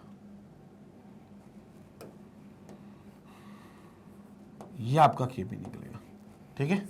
And it is always for solvent. KB हमेशा सॉल्वेंट का होता है, ये बात याद रखना. जैसे पानी का केबी 0.52 है तो वो 0.52 पानी का ही रहेगा. अब उसमें कितनी मोलालिटी का कौन सा सॉल्ट डाल रहे हो उस हिसाब से उसका डेल्टा टी भी बदलेगा, बट केबी नहीं बदलेगा. केबी सेम रहेगा, केबी चेंज नहीं होगा. केबी एक बार जो आ गया वो आ गया, क्योंकि वो तो मोलालिटी फिक्स मोलालिटी पे आया ना, 1 मोलालिटी पर आया. अब आप मोलालिटी बदलो तो भले डेल्टा टी भी बदलेगा उससे, लेकिन केबी नहीं बदलेगा. केबी तो 1 मोलालिटी के लिए डिफाइंड है. ठीक है. तो केबी चेंज नहीं होगा, केबी की वैल्यू यही आएगी और इस फॉर्मूले से भी फिक्स आएगी, क्योंकि यहां सब कांस्टेंट है. मोलार मास सॉल्वेंट का कांस्टेंट है, यूनिवर्सल गैस कांस्टेंट तो होता ही कांस्टेंट है. टी नॉट भी boiling point of liquid constant है, उस लिक्विड का बॉइलिंग पॉइंट फिक्स ही होगा ना. Molar enthalpy of vaporization fixed है, जितनी हीट उसको वेपर बनाने के लिए चाहिए 1 मोल को, वो हीट हमेशा उतनी चाहिए रहेगी. कांस्टेंट है. 1000 तो है ही कांस्टेंट, 1000 भी कांस्टेंट है. क्लियर हो गया. तो मतलब ultimately KB is always a constant. ठीक है. स्क्रीनशॉट ले ले यहां पर केबी के लिए. यहां पर हमने समझ लिया केबी. तो ये जो वैल्यूज थी ये अलग अलग वैल्यूज थी जो केबी के लिए आई थी, केबी को डिफाइन करने के लिए हमें समझनी थी ना. Moreover, molar boiling point elevation Kb can also be calculated from latent heat of evaporation LU of pure solvent using the expression. अगर आपको latent heat of evaporation से चाहिए, LV कह लो इसको, LV, तो latent heat of vaporization से चाहिए तो आप ये फॉर्मूला यूज कर सकते हो. क्या है, 0.002 इंटू टी नॉट का square, where T naught is the boiling point, जिस सॉल्वेंट का केबी निकाल रहे हो उसका boiling point, upon latent heat of vaporization. Latent heat of vaporization, what is latent heat of vaporization? बिना टेम्परेचर चेंज करे अगर आप लिक्विड को गैस में कन्वर्ट कर रहे हो, जो कि उस फेज में होगा, क्योंकि टेम्परेचर तो चेंज होगा नहीं उस दौरान. जब फेज चेंज होता है तो टेम्परेचर चेंज नहीं होता, तो उसमें जितनी हीट आप देते हो that is called as latent heat. अगर आपके पास 1 मोल लिक्विड है, अब ये 1 मोल गैस में कन्वर्ट होगा, टेम्परेचर ऑब्वियसली तब चेंज नहीं करेगा, तो हम उसको लेटेंट हीट कहेंगे. तो ये लेटेंट हीट ऑफ वेपराइजेशन के टर्म्स में है. तो it is also called as latent heat of evaporation और vaporization in calories per gram of pure solvent. In calories per gram of pure solvent. And T naught is the normal boiling point of the pure solvent. और जो T naught है वो normal boiling point है pure solvent का. Clear हो गया पूरी चीज? सारे कंसेप्ट एकदम क्लियर है? यहां पर हमारा पूरी तरीके से खत्म होता है elevation in boiling point. Yet again another colligative property, लेकिन ये हमने पूरी तरीके से कंप्लीट कर लिया. स्क्रीनशॉट लेंगे, इसके बाद हम वीडियो कंक्लूड करेंगे. स्क्रीनशॉट लेने पहले आप. तो यहां पर कंप्लीट होता है हमारा एलिवेशन इन बॉइलिंग पॉइंट। एक और कोलिगेटिव प्रॉपर्टी जो बहुत डिटेल में बहुत शिद्दत से हमने समझ ली है। अगली जो कोलिगेटिव प्रॉपर्टी है डिप्रेशन इन फ्रीजिंग पॉइंट, जिसका अगले वीडियो में हम जिक्र करेंगे, वो भी इसी तरीके की प्रॉपर्टी है। बस कहना चाहिए बॉइल ना होगी, फ्रीज वाली बात करेंगे, फ्रीजिंग पॉइंट की बात करेंगे तो वहां पर कमी आएगी। बॉइलिंग पॉइंट में बढ़ोतरी आई थी, एलिवेशन आया था, फ्रीजिंग पॉइंट में डिप्रेशन आएगा। इसकी चर्चा हम करेंगे अपने अगले वीडियो में। बाकी अगर YouTube से आप पढ़े हो और YouTube पर अगर कोई मिसिंग एलिमेंट आपको लगता है, मिसिंग इन द सेंस कि अगर आपको लगता है कि सीक्वेंस में मैं पढ़ नहीं पा रहा हूं, कंटेंट का एक फ्लो जो बनता है वो बना नहीं पा रहे हैं, तो सबसे बेहतर और सबसे अच्छा सोल्यूशन है कि आप मैग्नेट बेंस की वेबसाइट पर आकर लेक्चर्स देखो। क्योंकि होता क्या है, जैसे आप YouTube पर कभी लेक्चर देखते हो तो आप YouTube पर मैनुअली सर्च करते होगे टॉपिक, एक टॉपिक सपोज करो यही टॉपिक आपने डाला एलिवेशन इन बॉइलिंग पॉइंट, तो इसके भटेरों वीडियोस आपको YouTube पे मिल जाएंगे। आपने किसी वीडियो पर क्लिक करा, आपने पढ़ा, उसको समझ में भी आ गया शायद आपको, लेकिन फिर आपको ये नहीं समझ में आता कि अब इससे अगला टॉपिक कौन सा होगा। मतलब हो सकता है एलिवेशन इन बॉइलिंग पॉइंट से जुड़ा हुआ कोई टॉपिक हो, जुड़ा हुआ कोई कंसेप्ट हो, या अगर हमने इसमें थ्योरी पढ़ी है तो इसके क्वेश्चंस कहीं से लगा लें, कोई ऐसा वीडियो में मिल जाए जहां से क्वेश्चंस मिल जाए, या इसके पहले कौन सा टॉपिक पढ़ना था। मतलब कहने को जो एक सीक्वेंस होता है पढ़ाई का, वो YouTube से कभी नहीं मिल सकता, वो मिलेगा आपको मैग्नेट बेंस की वेबसाइट से, क्योंकि यहां पर आपको स्ट्रक्चर्ड और ऑर्गेनाइज्ड वे में पूरा कोर्स मिलता है। कैसे, यहां पर आपके पूरे क्लासेस लिखी होंगी सामने, पूरे क्लासेस में आप अगर 12th बोर्ड की तैयारी करें तो 12th बोर्ड पे जाओ, अगर आप IIT JEE की तैयारी कर रहे हो तो आप IIT JEE पे जाओ। आपको सभी फैकल्टी के कोर्स वहां मिलेंगे, मैथ्स, फिजिक्स, केमिस्ट्री का। मेरा भी आपको केमिस्ट्री के कोर्स मिलेंगे 11th का और 12th का दोनों का। आपने एक केमिस्ट्री के कोर्स को ओपन करना है 12th का, और यहां पर आपको देखना है पूरे चैप्टर की लिस्टिंग होगी, प्रॉपर लिस्टिंग होगी। चैप्टर के साइड में प्लस का बटन है, जैसे ही क्लिक करोगे पूरे टॉपिक्स की सीक्वेंस में लिस्टिंग आएगी। पहला टॉपिक ये, दूसरा ये, तीसरा ये, ऐसा पूरा सीक्वेंस आएगा टॉपिक का। और टॉपिक के बगल में आप देखोगे तो आपको ड्यूरेशन भी दिखेगा, कितने मिनट कितने आवर का लेक्चर है, सो दैट आप टाइम टेबल के हिसाब से प्लानिंग कर लो, प्रॉपर टाइम टेबल बना लो कि आज मैं एक लेक्चर ये देखूंगा, कल 2 लेक्चर ये देखूंगा, परसों स्कूल की छुट्टी है तो मैं ये दोनों लेक्चर्स देख लूंगा। ऐसा कंप्लीट एक टाइम टेबल भी बना सकते हो लेक्चर्स की ड्यूरेशंस देख के। और जो मैंने क्वेश्चन की शीट की बात करी वो यहीं से डाउनलोड कर सकते हो। देखो PDF दिख रहा है आपको, यहीं से आपको इन क्वेश्चंस की शीट मिल जाएगी जो आप डाउनलोड कर सकते हो, जिसको हम DPP शीट सोल्यूशन कहते हैं। वो यहां से आपको शीट डाउनलोड कर दोगे, और DPP शीट के जो सोल्यूशंस हैं वो नीचे जस्ट उसके वीडियो। यानी कि अगर आपने शीट सॉल्व करी और आपको कोई एक डाउट आ गया या कोई क्वेश्चन नहीं बना तो आपको परेशान नहीं होना है, नीचे उस शीट को सॉल्व करा हुआ है, वीडियो सोल्यूशन दिया गया है, आप वहां से वो सोल्यूशन देख सकते हो। तो ये कंप्लीट और एक सीक्वेंस में आपकी पढ़ाई हो रही है, एक प्रॉपर सीक्वेंस, एक प्रॉपर प्लेलिस्ट के आधार पर पढ़ाई हो रही है। और वीडियो क्वालिटी की बात करोगे तो एकदम हाई क्वालिटी का वीडियो स्ट्रीम होगा। अगर आपके इंटरनेट कनेक्शन अच्छा है तो जैसा YouTube पर आप HD क्वालिटी का वीडियो देखते हो, वैसे ही आपको वेबसाइट पर भी उसी क्वालिटी का वीडियो मिलने वाला है। कोई बफरिंग नहीं होगी, कोई रुकावट नहीं होगी। अब कई लोग सोच रहे हैं कि सर वेबसाइट का बोल रहे हो तो अब पैकेज भी बता दो कितने का है, कितने का बाय करना है कोर्स, कितना डिस्काउंट मिल जाएगा आपका कूपन कोड लगाकर, क्या सब्सक्रिप्शन कॉस्ट है। तो मैं बता दूं सब्सक्रिप्शन कॉस्ट है 0। 0 मतलब 0, 1 रुपया आपको नहीं देना है। कोई पेमेंट का ऑप्शन यहां पर नहीं है, कोई पेमेंट का ऑप्शन इस वीडियो के चलने के दौरान नहीं आएगा, कोई DPP के दौरान नहीं आएगा, क्योंकि एकमात्र चैनल है जो 100% फ्री एजुकेशन देता है। 100% मतलब पूरा IIT JEE का कोर्स मॉड्यूल 100% फ्री है। वो जो DPP शीट मैंने आपको दिखाई फ्री डाउनलोड हो जाएगी, फ्री में उसके सोल्यूशन आप देख सकते हो, कोई पेमेंट नहीं करता। और ये 100% का मतलब ये नहीं कि 1, 2, 4 चैप्टर डेमो वाले फ्री हैं बस, बाकी आपको सिलेबस का पैसा देना है। 100% मतलब सारे चैप्टर्स, पूरा सिलेबस, कंप्लीट IIT JEE का सिलेबस बिल्कुल फ्री ऑफ कॉस्ट है। सेम चीज आप नीट में भी अप्लाई कर सकते, क्योंकि आपको नीट पता है, आपको पता है यूट्यूब चैनल जो मैग्नेट बेंस का IIT JEE और नीट का चैनल है, वहां पर IIT JEE की तैयारी तो चली रही है, साथ में नीट के भी एक्सक्लूसिव लेक्चर्स आप तक पहुंच रहे हैं। NEET physics, NEET chemistry, NEET biology के लेक्चर्स आप तक पहुंचाए जा रहे हैं ताकि आपकी पढ़ाई को बेहतर कर सके। तो जितने तुम्हारे फ्रेंड्स, रिलेटिव्स हो, जितने स्कूलमेट्स, बैचमेट्स हो, जो एक ऐसा चैनल ढूंढ रहे हो जहां पर वो कंप्लीट पढ़ाई कर सके अपने IIT की या नीट की, वन स्टॉप सोल्यूशन जिसके लिए, मतलब जहां पर आपको क्वालिटी लेक्चर्स मिल जाएं, जहां पर कंसिस्टेंट वीडियोस मिले, रोज वीडियो अपलोड हो, सिर्फ थ्योरी ना पढ़ाएं, आपको शीट्स भी कराएं, DPP की शीट्स कराएं, प्रैक्टिस क्वेश्चंस कराएं, प्रीवियस ईयर क्वेश्चंस कराएं, टेस्ट सीरीज हो, लाइव डाउट क्लियरिंग सेशंस हो, डाउट सेशंस हो। तो अगर वो ऐसे वन स्टॉप सोल्यूशन की तलाश में है तो उनके साथ इस चैनल का लिंक जरूर शेयर करें। सभी को चैनल का लिंक जरूर भेजें और वेबसाइट का भी लिंक भेजें www.magnetbrains.com। ये लिंक भी सबको फॉरवर्ड करें और इनको बोले यहां पर आप पूरी पढ़ाई कर सकते हो। 12th बोर्ड की तैयारी करनी है तो 12th बोर्ड की तैयारी कर सकते हो। तो जितना ज्यादा हो सके चैनल को शेयर करें और इस वीडियो को भी लाइक और शेयर जरूर करें। इसी तरीके से मैग्नेट ब्रेन्स को अपना प्यार और सपोर्ट देते रहें। Stay tuned, stay connected. Thank you.